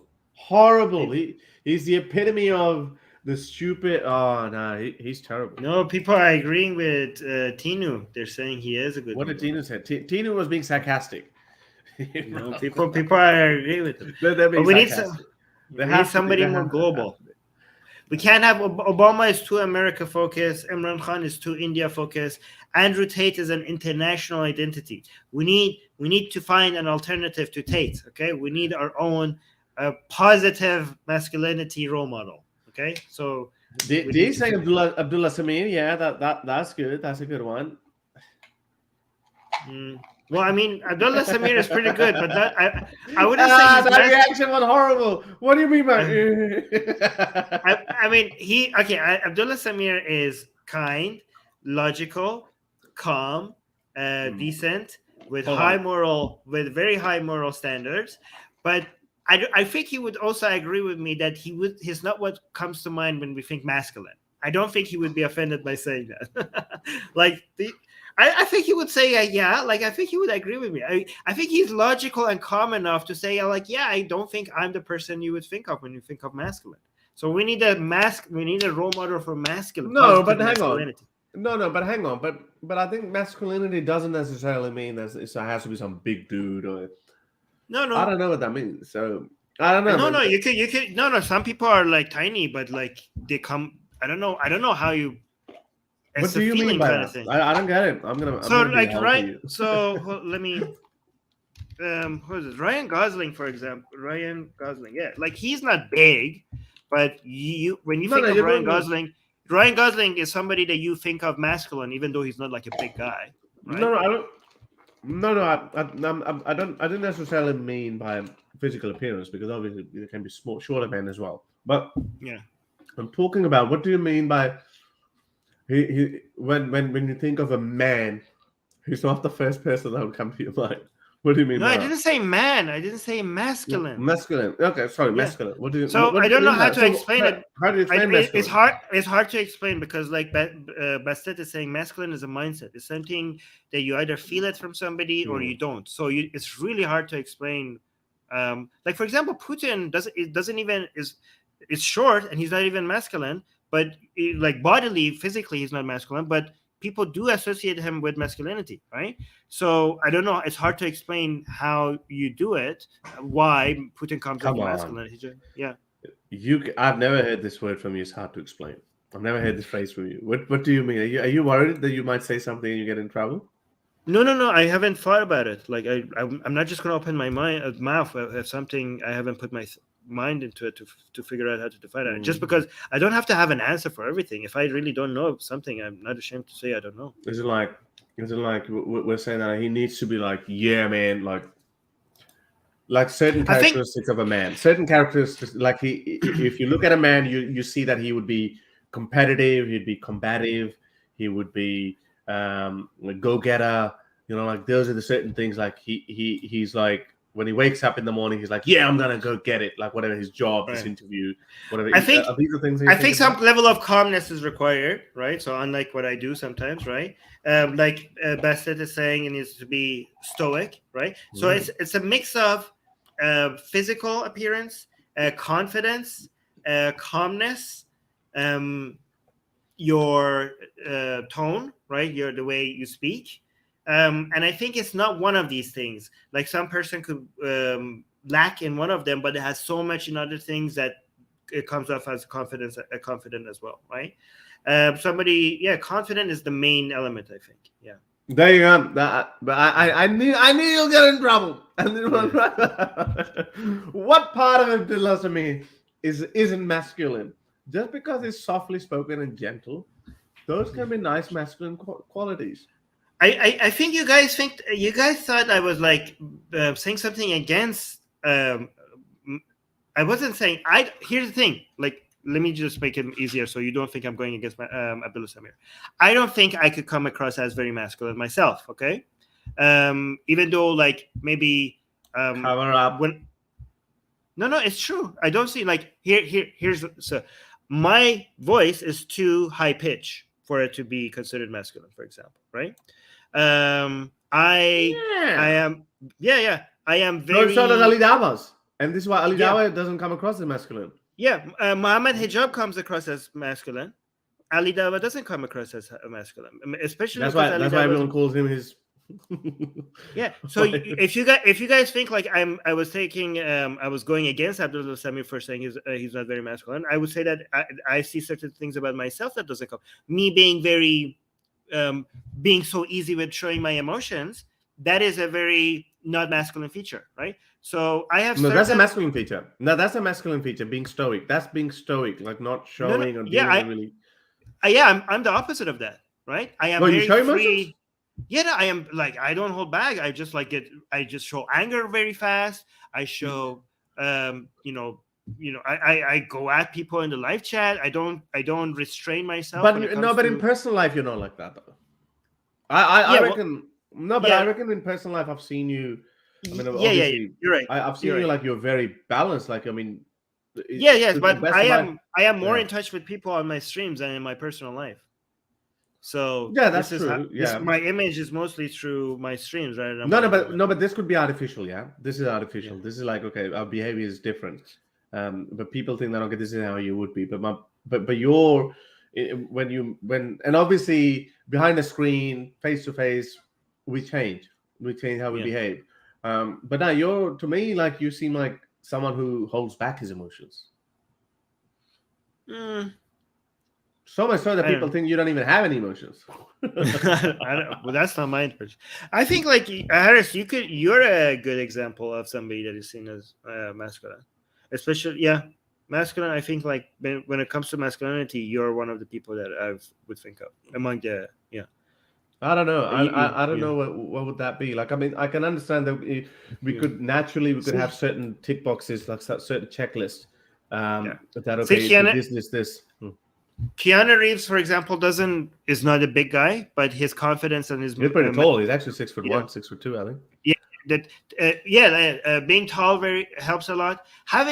So you don't need to have muscles, for example, but having some muscles will add to your masculinity. It's important. By the way, this is important because this is masculinity. People feel like, okay, well, then why do you have to be masculine? What's so important about masculinity? Okay. I know this is, like, not true for everybody. Okay. There are a lot of people that this is not true for. Okay. But a vast majority of people with male sex find themselves more confident and comfortable if they have some masculine features. Like, when they look into the mirror, when they observe themselves, they're more comfortable with what they see if they lean a little bit into the masculine side of them. Again, not all. For many men, it might be even the opposite. Okay, and for a lot of women, okay, not all. You have to go through a path of self-discovery. Okay, for a lot of humans with the female sex, leaning into things that are associated with the feminine, with femininity, makes you happier with what you see, how you see yourself, if you feel more comfortable in your skin, if you could see certain things that check that box that you are feminine, right? Again, I'm not trying to generalize. There's a lot of gray area here, but that's why having a masculine role model for men and a feminine role model for women provides an easy way for you to have a pathway to fit into those attributes that makes you comfortable with yourself without those attributes becoming an excuse for you to have toxic behavior. So that's why it's so important for a lot of men to have masculine role models and for a lot of women to have feminine role models. And that's why it's important for us to actually understand who would be a good masculine role model. Are you ready for another stupid comment? So you think raging lunatics like Muhammad Hijab are more masculine than Abdullah Sami? You must be a good friend to hang out with. So first of all, you don't understand what I'm saying. She doesn't. If someone is either a lunatic or not, that's got nothing to do with masculinity, because a masculine man could be both, either a lunatic or a very sane person. It could be anything. So I think you want to use masculinity as an insult or as a token of appreciation or something, or like acknowledgement. That's got nothing to do with that. Like, I mean, surely Putin, probably everyone in the West, actually, every sane person in the West hates him. But yeah, he's very masculine. That's got nothing to do with that. No, Khadija! Khadija, okay, so you must be very young. You could be masculine and toxic with your masculinity, and you could be masculine and positive with your masculinity. When I say Muhammad Hijab is masculine and Abdullah Samir might not be masculine, that's not me saying Muhammad Hijab. Oh my God, do I really need to say this? No, do you really think I was like taking a dig at Abdullah Samir and complimenting Muhammad Hijab? God damn it, Khadija. I feel he usually said hijab is masculine, but had a weird expression when Abdullah Samir name came up, and I'm stupid. Yes, you are. See, like, Harris is also calling her stupid. It's not just me. Yeah. Okay. Here, let me actually. People are being very kind to me in the live chat. Like Armin is a positive role model. D is saying Armin is a great role model. His logic and confidence is next level. Also, good luck debating him. Oh, D, thank you so much for that encouragement. That's pretty nice. Yeah, I don't like this one though. Rick Sanchez is not a good role model. Rick Sanchez is not a good role model. Okay, guys. Do you want to bring anybody up? I posted a link under our community tab. If any YouTube members want to come up, but if not, you guys would. Put it in the live chat. No, it's supposed to be for YouTube members only. No? Shoot. Okay, next time. This last time, okay? This time. Okay. Fine. I don't think anyone's going to take it anywhere. People don't come. Yeah. People don't come and talk. I don't know. You must be very intimidating. Yeah, you must be very intimidating. You are very masculine then. I don't think. Okay. In the meantime, though, how about let me play a video for you? Yeah, is that all right? Yeah. Go. Yeah, Can I play a video? Have a look at this video, and I want your reaction to it. Actually, there's another video as well. Wait, look at this. Like Bassett is saying, Harris is a lone wolf in a good way. Oh, what does that mean? Somebody knows me really well. All right, watch this. Let's watch this again. To watch the World Cup in Qatar. It's not safe for someone like me to watch the World Cup in Qatar. It is not safe for someone like her to live a simple life in countries like America, Canada, and France. Yet nobody's talking. It's not safe. Look with how much conviction he says this. Look at the face. So basically, what's the punishment for being for homosexuality in Qatar?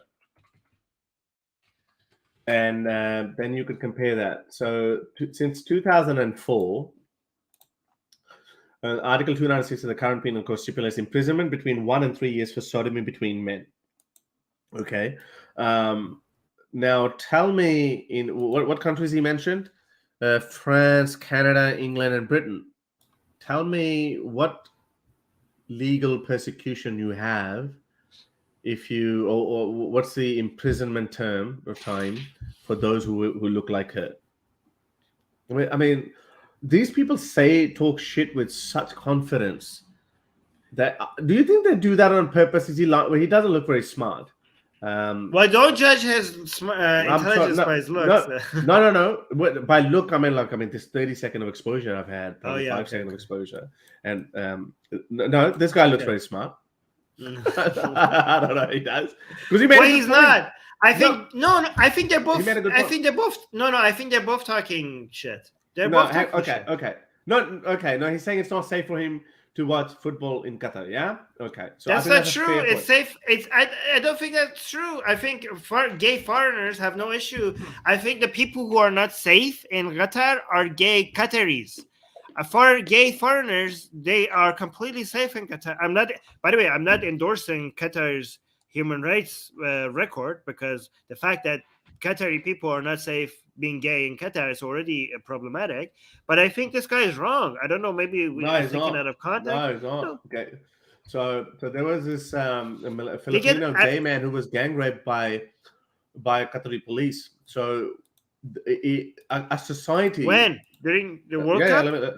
No, just a couple of weeks ago. Let me show you. Okay, well, during the World Cup, first of all. No, but it was World Cup related. He was FIFA affiliate or something. Let me show you this. Why is it not loading? But anyway, so I covered this. So that was November 4th, 2022. So a gay man who lived in Qatar has been revealed heroin, blah blah blah. So anyway, so my point is, well, okay, it's not okay. That is not systemic though for foreigners. No. If you want to use examples, I can find examples of hijabi women in the United States also being attacked. He didn't say it's systemic either. So let me tell you something. So he said, basically, when you create a society where there's so much homophobia, then you're bound to be unsafe. For example, there's actually no punishment for apostasy in Pakistan, but there is this instilled fear of apostates as blasphemers. So it's not safe for any apostates to be in Pakistan. So it's not systemic. You can't be killed by the country's penal code for being an apostate. Okay, so the Qatari's laws about being gay is not applied. It's not meant for foreigners, correct? It's meant for only Qataris. Like you cannot apply those laws on somebody who's coming to visit Qatar. So on the books, that's the law. So I mean, I agree with you, by the way, in this video that the second guy is For someone like an idiot. me to watch the World. The second guy, I don't know how I. Yeah, the second guy. Well, this I shouldn't say. Guys, I'm gonna try not to call people. I'm gonna say he made an idiotic point rather than saying he's an idiot. Okay, like he's an idiot.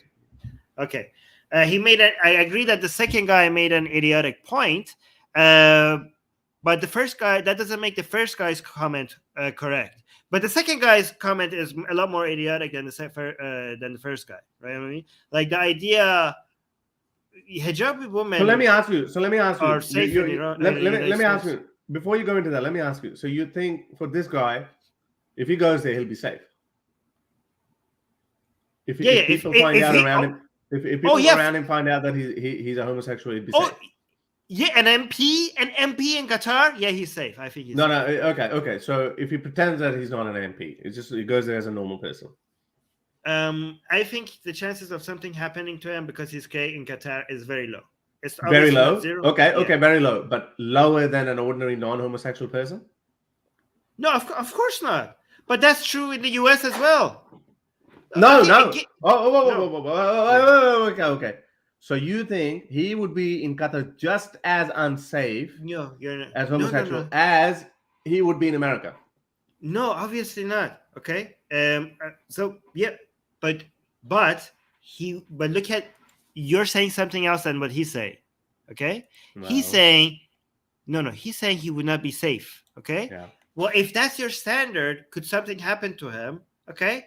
Well, if that's your standard, he could, based on that standard, he could say that about anywhere on the planet, because gay people in general are less safe. Yes, but that's not what you understand by what he's saying. That's what I mean. That's what you mean. What you're saying might be accurate. I understand that. No, but I understand. Yeah, no, but see, this is your problem. You're gaslighting me. You're gaslighting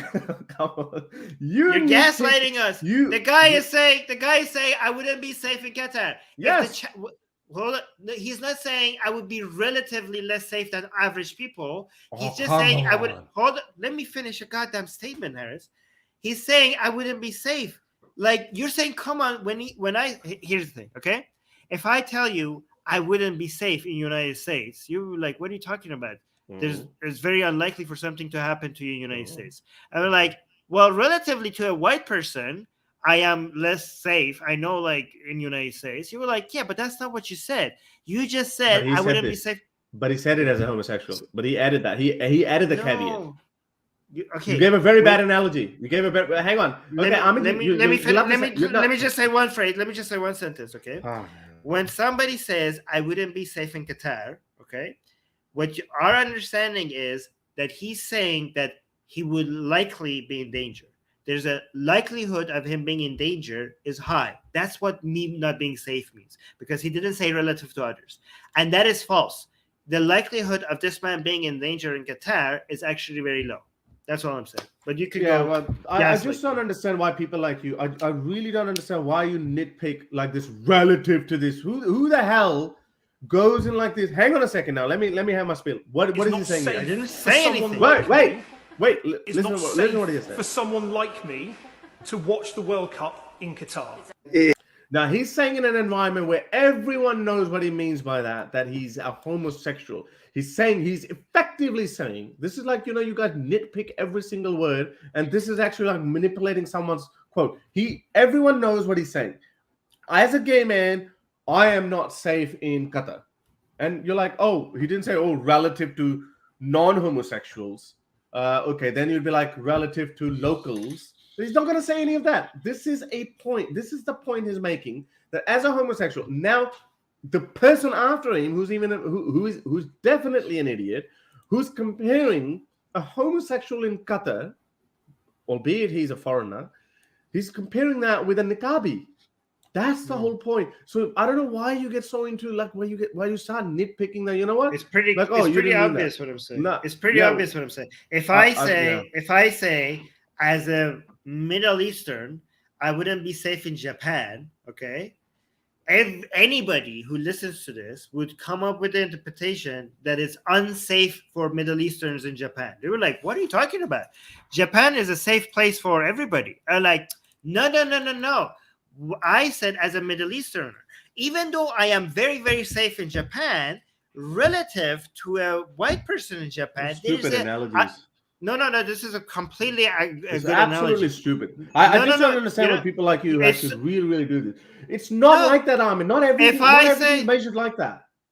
No, this is so easy to understand, Harris. You are the one who's gaslighting us. If somebody comes and says, as a gay person, I'm not safe in Qatar, what they're telling you is that the likelihood of something happening to them in Qatar is high, and we know that's not true. It's not high. It is high. It's not high, right? Like for a foreigner who's gay in Qatar, it's very low. It's very low. Even though if it's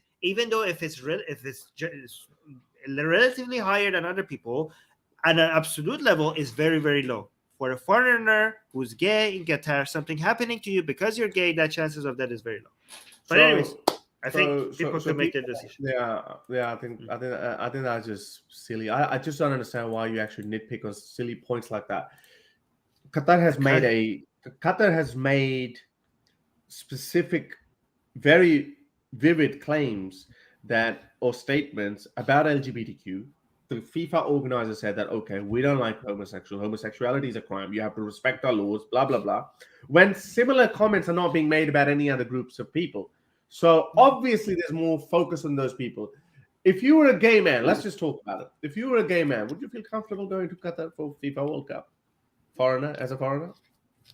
Yes. Well, you're an idiot. You're an idiot, Armin. I mean, this is like me saying, in Turkey, you and I are going to be okay as apostates, but it would still be a bit stupid for us to go there. Yes, apostates are different. No, but in Turkey, in Turkey, we probably wouldn't even be noticed. Well, nobody would know about us. Most likely, in Turkey, nobody would know about us. Yeah. Well, honestly, in Turkey, I have the other reasons why I wouldn't go there. But if I wasn't wanted by the Iranian government, I would, as an apostate, I would go to Turkey, no problem. There are many apostates in Turkey. I have Iranian apostates in Turkey, no issues. Yeah, but known Iranian apostate, like if we get recognized, I'm not that. No. It's not about being famous or not. It's not like we're gonna go there and people would know. I'm saying if they get if they have a list of something. Okay. So I would just say Qatar. If I honestly, as an apostate, I wouldn't mind going to Qatar if if the Islamic regime wasn't so close to it. Here's the thing, I, as an apostate, as somebody who has burned the Quran, okay, I feel so safe about Qatar that if the Iranian regime falls, okay, so I wouldn't be worried about Iranian agents coming to Qatar doing something to me. I would go to Qatar as somebody who burned the Quran. That's how I feel about Qatar. By the way, most of the live chat agrees with me on this take. Yeah, I don't know. They're all idiots then. By the way, I do want to apologize to Pakistani Defense Force. Okay, from now on, if you say something stupid, I would say this is a stupid take. I wouldn't call you I wouldn't say you're an idiot or stupid.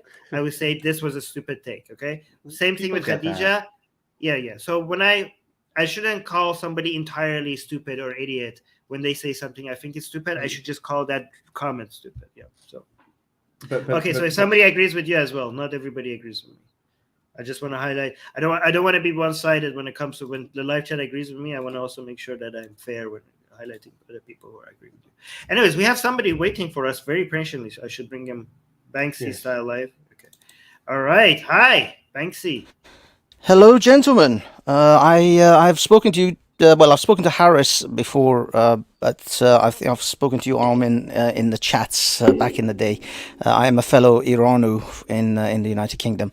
I actually just wanted to quickly point out, ironically, you're both right, but in different ways. The thing is, if this gentleman, this MP, pranced around Qatar in a rainbow onesie or something and started proclaiming, I'm a gay. Yeah, he might have some problems. But if he just goes to, as a British MP, do you honestly think he's in any danger in Qatar in a real way? If he just goes to Qatar and watches a couple of football games, no one would care. In reality, he's actually safer in Qatar than he is in London. London, the stabbing rates are through the roof. It's in a statistical way, he's more likely to get actually assaulted and attacked in London than he is in Qatar. So no, in a real way, he's of course not in any danger. But of course, if he gets caught for some lewd act in a toilet with another man and then has to go to court in Qatar, yes, he is going to be in a lot of problems. He's going to have huge issues because he's homosexual and he was caught potentially having some kind of intercourse with another man. So it all really depends on how and when he gets in trouble with the law in that country. But even, okay, during the World Cup, at least, especially during the World Cup, if a foreigner wants to go around and say they're gay, even, like, first of all, given that you don't get in trouble if you don't go around and tell you're gay, so therefore you can be safe, okay? But even if you go and an activist are like, no, I want to go and tell people I'm gay, and this is like as a way of protest, what has happened to protesters, gay activists, is that they get arrested and then they are deported, okay? They're not gang raped, they're not tortured, they're not given years of sentencing. They arrested people, and again, that's bad. I'm not saying that this is. I'm not endorsing the Qatari government. Okay, the fact that you can't let people do their gay rights activism, that's bad. But that's not what I call unsafe. You know, being arrested. Here's the point. Well, what I just gave you that report earlier, that was from 4th of November. And now an October 2022 report from Human Rights Watch alleges the keyword systemic police brutality against LGBT people in Qatar based on eyewitness reports from, and I get it. And I get it. What your argument on that is that that's for the local people, and obviously they would not touch. I mean, I did a report of, I did a video where I said, okay, what you should be aware of, what you shouldn't be. But the point is, we've seen that certain people do still slip through cracks. Like, for example, this one person I was telling you about, I think he was a Filipino resident. We've seen some British, and I think I've seen, there was a show called Banged Up Abroad. Again, I'm just saying, I'm giving you the general things. It is better for people just not to go. If the international event like FIFA World Cup being held in Qatar, the whole point is, okay, why are we organizing these events in a country that is not up to date with modern human rights standards? That's the whole point. If I was a homosexual, yes, fair enough. Like, the odds are nothing's going to happen. Like I said, as an apostate, it's okay. I would probably be okay in Turkey. But would I think about going to Turkey the same way I would think about if I'm going to, let's say, Britain or France? No. I wouldn't even think about it. So that's the point he's making. So we need to understand that point. You get caught up on, okay, what exactly would happen? Yes, probably nothing's going to happen to him, especially if he's an MP. The thing is, sorry, go on.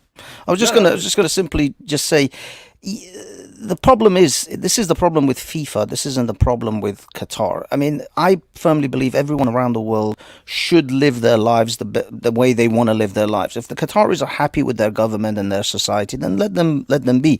But if you're gonna have a corrupt institution like FIFA be bribed into having a country like Qatar host this event, then it is on us, the general public, and our money in our wallet, to decide whether we wish to fund such a thing. And that's really where I think the buck stops, is with you as an individual. If you're paying to go to Qatar to watch this event, or if you're paying to support FIFA in any way, then I'm sorry, you are supporting Qatar and their policies in a roundabout way.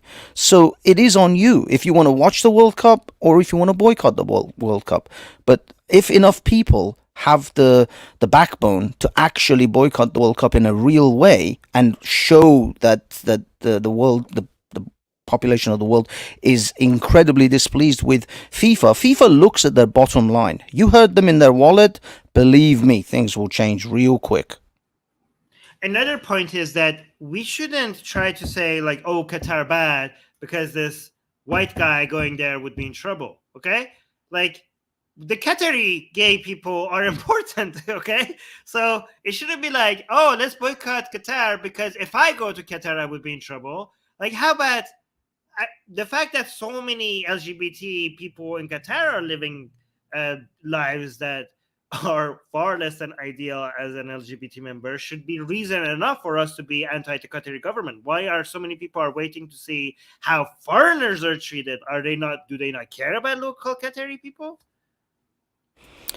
Exactly, but the problem is, Armin, we're gonna walk down the path, the I would say the hallways of America and their policies of regime change in Iraq, and I mean, I see that this is a slippery slope of if we start to dictate or start to say, well, you know, these people should be different, or they should have our moral standards, then I fear in this world we end up in that Iraq. Weapons of mass destruction. Let's bring democracy to Iraq. Sort of scenario. No. That's a slippery slope argument. That's a slippery slope fallacy. You don't have to. First of all, people should have the moral standards that is more tolerant of gay people and trans people and women, and we should try to push for that everywhere. Okay, just because. This is like black and white thinking, saying like, oh, the United States wanted to bring democracy to Iraq, and it basically put sanctions on Saddam, killed 500,000 children just before the invasion and many more after. So, oh yeah, that means that every time we try to push for ideals and values that are superiors to backward, barbaric values of Islamic and more religious and conservative cultures, it would lead up to a mass invasion of a country. Like, no, it doesn't necessarily have to go that far. We care for, like, the fact that this is another country. We're like, oh, it's their country, their values. Bullshit. Fuck them and their backward values. We shouldn't treat people like, oh, these are Qataris and we're this sort of country. These are our fellow human beings. We care about our fellow human beings. You don't. A government of another country can be like, oh, these are our people, so we treat them the way we want. No, I'm sorry. These are our fellow human beings, and we're not going to let you use borders as a way to keep us out of protecting them. They deserve protection as much as any gay person deserves protection in England or in the United States or in Canada. They deserve the same amount of protection, and we're going to try to do our best to come and stand in front of them and protect them against your human rights violations. Yeah, but that's. I'm going to say this. Go ahead. I'm going to say that the Pakistan Defense Force is saying excluding Qatar from international events will only slow down Qatar's social progress. That's BS. You know who else had a global event? Hitler's Germany, 1933 Olympics, was it? Munich Olympics, 1933 or something like that. What happened?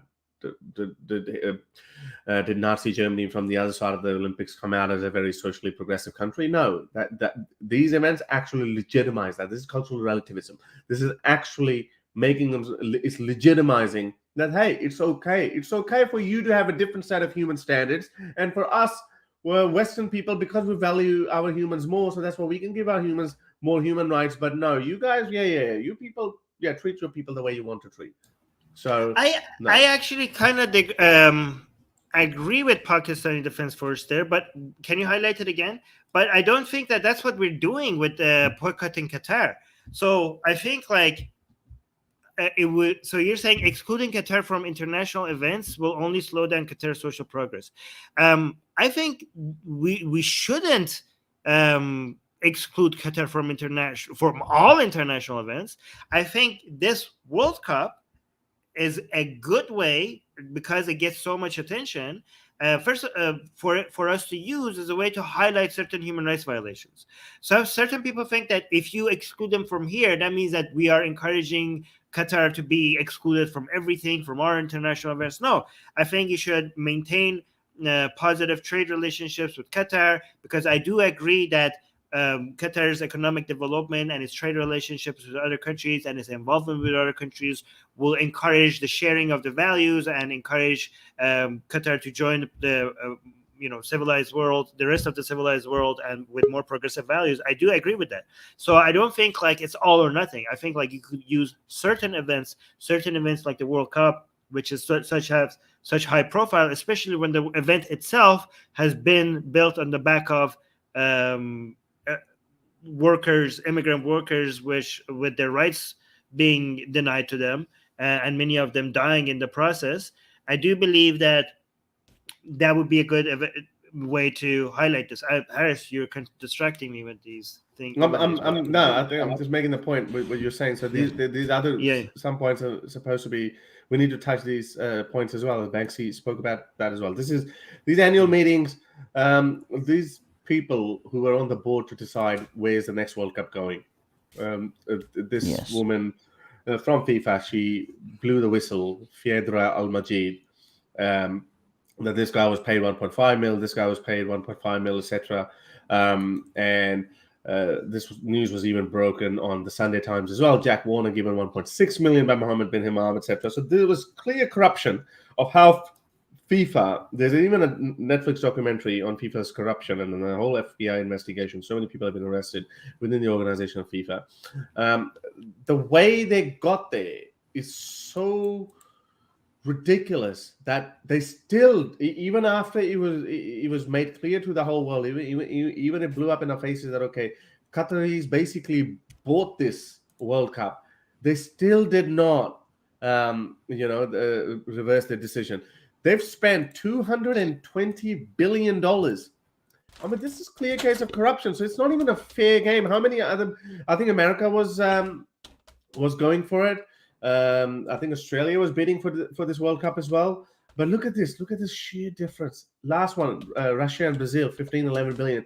This is $220 billion with over 6,500 people have died constructing these monstrosity of infrastructure. Wait, no. The 6,000 is not just the numbers of people who built the infrastructure. It's from before as well. But yeah, no, I'm saying they died from before and during the World Cup. I think there was a fact check that is done. No, it's from 2011 to 2020. Okay, so since it was announced, but not necessarily working on the structures for the World Cup in general. Since 2011 to 2020. Yes. So in general, just building different things. Yeah, but the Qatar won the bid in 2010. So there was this massive boost of. So there was a massive boost of infrastructure build. So it's not just the stadiums, So they're actually building train lines, whole metro, some new hotels, etc. They're building the whole thing that was built because of this. So there was this massive construction boom that started in 2011. So one way or another, it's all tied down to that. But besides the point, let's just say on the other side they were building something else. But the point is, Piers Morgan saying that, we have Roe v. Wade in America. So, how can we be somehow moral compass or something? I mean, this is false equivalence by these people. When the classic word adultery, how many people died building Wembley Stadium? How many people died, building any modern structure? So that's BS. So how can we go with this kind of country? Okay, to be fair, more people have died because of United States human rights violations than Qatar's human rights violations. Okay, the point is that people like Piers. The problem with what people like Piers Morgan are saying is not that what he's not saying is not true. It is true. Okay, however, why can't I address both? Like, why the fallacy of what a battery is that when I'm trying to highlight the human rights violations of Qatar, you bring up another country's human rights violations as a way to belittle these countries, like to take attention away from these countries' human rights violations. I want to know the figure. How has America killed more people than Qatar through human rights abuses? Don't give me war figures. Well, the sanctions before the war in Iraq, even if you focus on one country, first of all, Iraq before the war, United States is at least responsible for killing 500,000 children through starvation. Okay, Cambodia, Vietnam, right, Afghanistan, right, Ecuador. They're weaponizing Saudi Arabia and the war crimes that the weapons of the United States have committed in Yemen. Like each one of these countries is by far alone. More than what again, I'm not an anti-US person, by the way, because I think the United States has committed a lot of good in the world. That goes with being a superpower. Your harms is more than other people, and your good things are more than other people as well. I think Armin, as an Iranian, you would know about Mohammad Mossadegh in the 1940s, 50s, and the events that the CIA and the British government were involved with. I don't agree with that. But I also want to say, I also want to say, with these sanctions and the result, I know the Iraqi sanctions on children's medicine, that was just, I don't know what the hell they were thinking. But the other sanctions, for example, the sanctions that have been put on Iran or something. I wasn't talking about that. I was talking No. I get it. But I'm saying sanctions, when sanctions are placed as well, this is actually one last step before going to war with a country. So it is still coming. Yeah, that's the point I make. That's why I support the sanctions on Iran. But we have sanctions and we have sanctions. The sanctions on Iraq were not just the sanctions on Iran could be justified, but the sanctions on Iraq was not at all justified. They were on purpose designed in a way to cause the kind of atrocities that we saw in Iraq. Kids one, that was pretty bad. Yeah. But having said that, though, we do judge people how they treat their own subjects, their own citizens. Because so in America, you would not have the kind of atrocities for their own human rights abuses the way Qatar is probably having itself. Because if we extend, America has a luxury. America is a superpower. Qatar is not a superpower. So somebody said that France's policy in the former colonies in Africa is worse than that of Qatar's policy in Africa. And his point was Qatar has not had any influence in Africa. So therefore, by default, France also already becomes worse than Qatar, just purely by association. So that's not the way to look at it, because if we're going to judge countries, we're going to judge countries on the basis of how they treat their own people. Okay, I need to address this thing, and then we go to Banksy and we go to Ibn Qayyim. The oxymoron in the live chat is saying, generally, whataboutism is not a fallacy. It points out inconsistencies in application of given criteria. No, oxymoron, you're wrong. There's a difference between whataboutism and pointing out inconsistency or calling it hypocrisy. Let me make it very easy for you, okay? If you say, if A is wrong, okay, then B should also be considered wrong, that is good. You're pointing out inconsistencies with other people or calling out hypocrisy, okay? But if you say forget A being wrong because B also happened, it's okay that A happened because B also happened, then that is not you pointing out inconsistency or hypocrisy. That's you trying to distract from the wrong that is A by using the wrong that is B. So try to people have to be very careful. It's okay to call out inconsistencies, but not okay to do whataboutism. So Piers Morgan was doing the whataboutism, not because when he said when we pointed out the human rights violations in Qatar, he said, what about US? What about UK?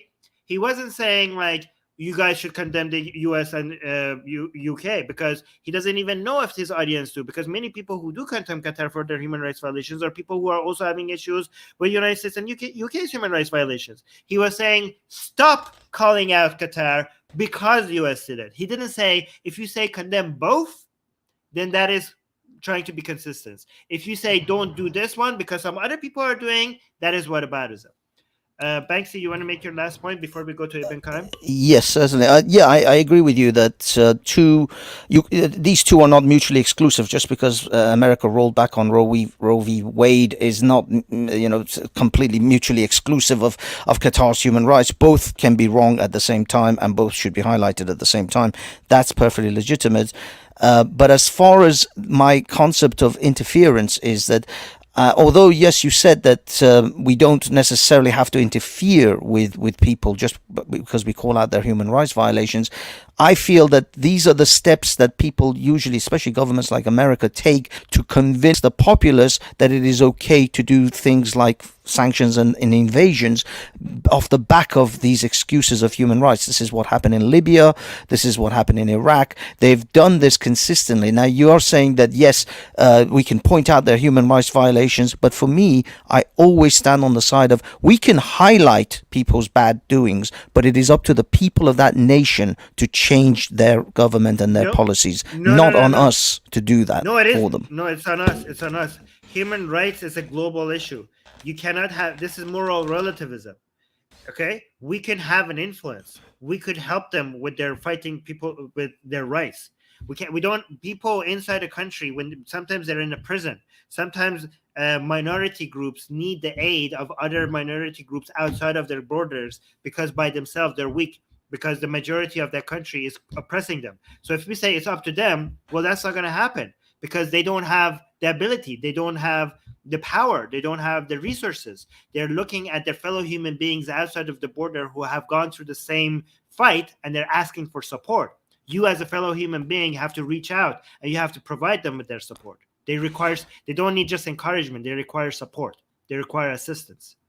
Because but that assistance again has not proven historically, even in recent history, that's proven to be disastrous. Look at Libya, look at Iraq. Do you honestly think that these were good acts? These were moral acts by the That's a West? fallacy. You're using a slippery slope fallacy. You're giving me examples of extremes and acting like this is the only outcome. But this has been the reality of recent events in the world. It hasn't been like we haven't just given moral support to Iraq. We didn't just cheer on the Iraqis to overthrow Saddam. You're not listening to what I'm saying. You're not listening to what I'm saying.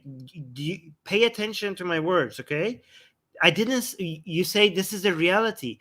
Did I say the things that you said did not happen? I'm acknowledging that they happen. I'm saying these are the extreme examples. You keep repeating that they happen. These are reality. Pay attention to my words, okay? We have many examples of positive influence, many examples of things, human rights groups that are cross-border, that helped each other, assisted each other, that provided assistance to each other, that actually helped. Right? You go to the most extreme examples of people in the name of democracy come and bombard an entire country, and you're like, oh, this is a reality. Is anybody saying that is not reality? My point is that you cannot go to the extremes and say that every time we try to assist a minority group in their struggle against oppression in another country, that has to result in carpet bombing in another country. The fact that you have to constantly go through these examples shows that you're like grasping at extremes. But having said that though, but don't you think in light of recent events, and this is probably the reason why a lot of people think that, hang on a second, when a lot of people say, hey, why is the West not doing anything in Iran? There's so many Iranian protesters, but they don't have any weapons. So now America has, or the West has this, they have a bit of a conundrum. Like, if we give them weapons, then there's a civil war. If we don't give them weapons, then these protesters are dying. So, but all those, anti-Americans who blame America for Libya and Egypt and whatever, and Syria, don't you see like it's a bit of a catch-22 for America? You're damned if you do, you're damned if you don't. Anyways, we do need to move to Ibn Qayyim because I need to go to Atheist Republic. All right. Yeah. Okay. All right. Okay. Well, thank you, Banksy. Thank you, gentlemen. It's been a pleasure. Thank you. We could talk about the Mossadegh coup later if you want to come up next. Mossadegh. Yes. Long live America. Okay, Ibn Qayyim. He's fallen asleep. No, he's not. Why do you have one at the end? Can you hear me? Yes. Yes. Go ahead. Hello? Yes. Hello? Make it quick. Sorry, there's a massive delay. Yeah. There's a massive delay in I don't think it's going to be feasible, guys. Okay. Can you hear me? Okay, yeah, it's not going to be feasible. Maybe next time. No.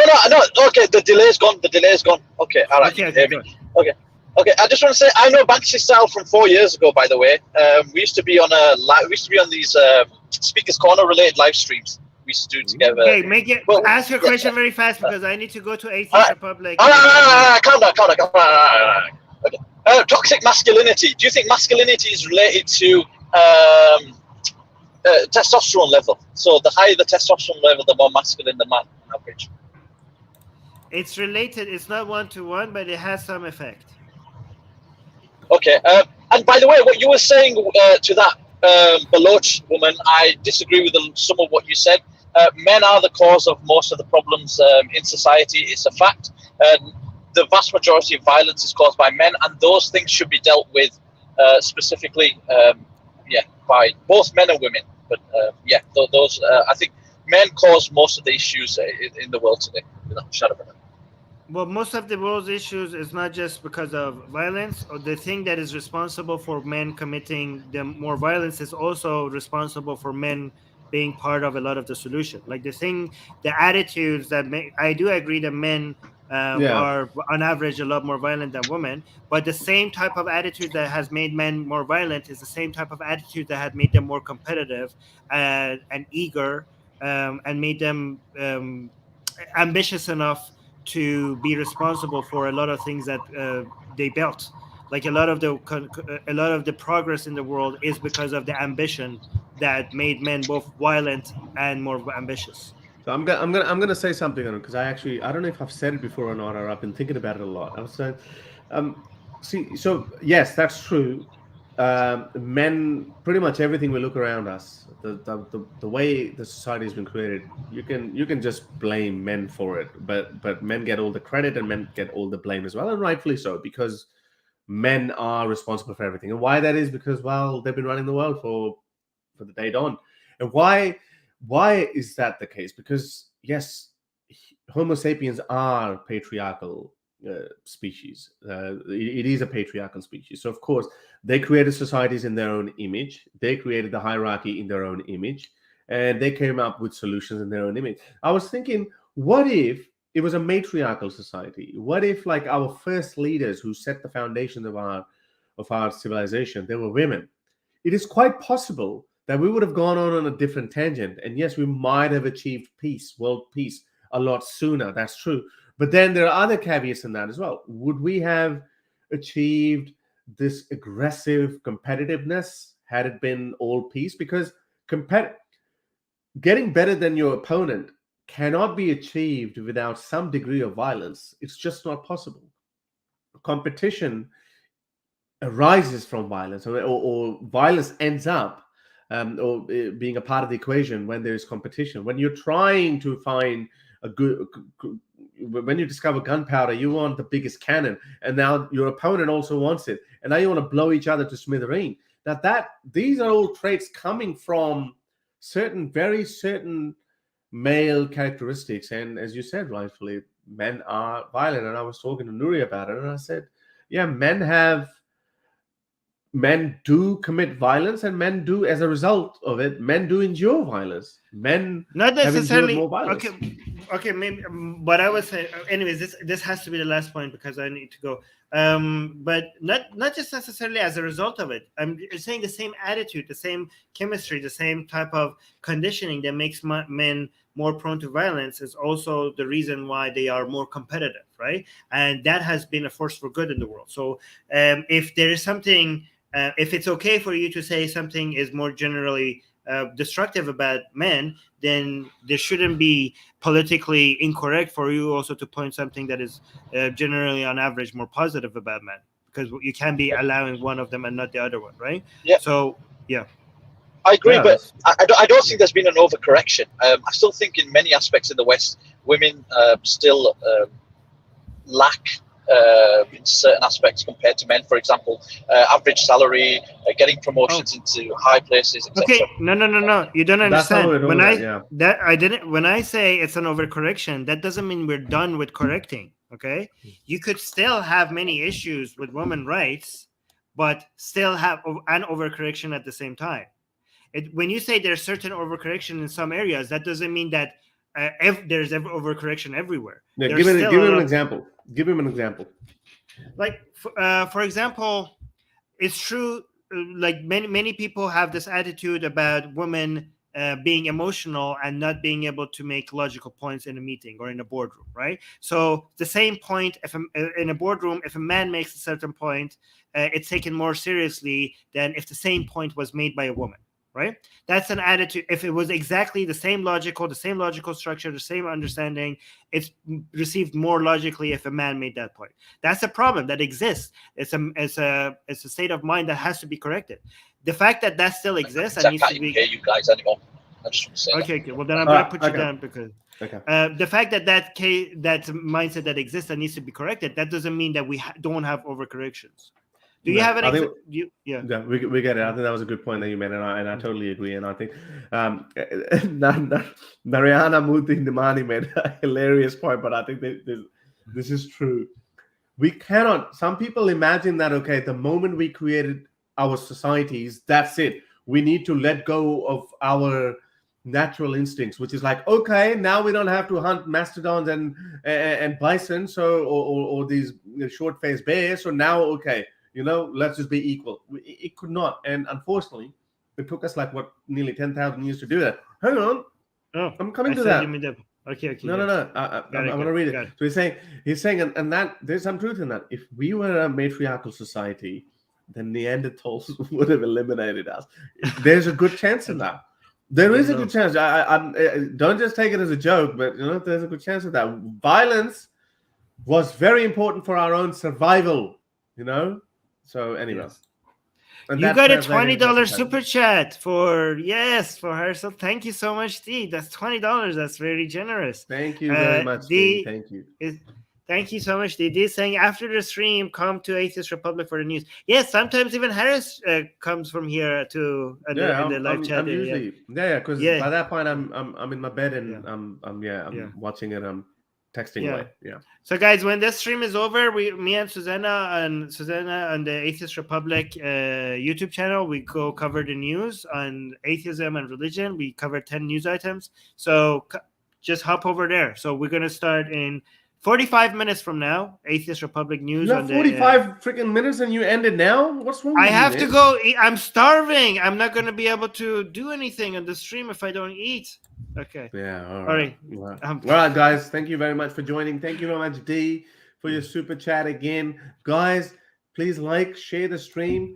And if you can, super chat, super sticker. Your patronage is very important, obviously, for both Armin Navabi, Atheist Republic, and myself, and so we can keep doing our work. This is very encouraging for us creators. Yes. Anyway, guys, like the video, subscribe, hit the bell notification, leave a comment. I just said it, Armin. Yes, I'm just saying it again one more time, and then wait, what's wrong with me saying it again? I'm joking. I'm like I just said it. Like I was just pulling your leg. Well, here's the thing. I don't know what I just didn't want to end the stream without me saying something. Okay, I just say, love you guys. Bye.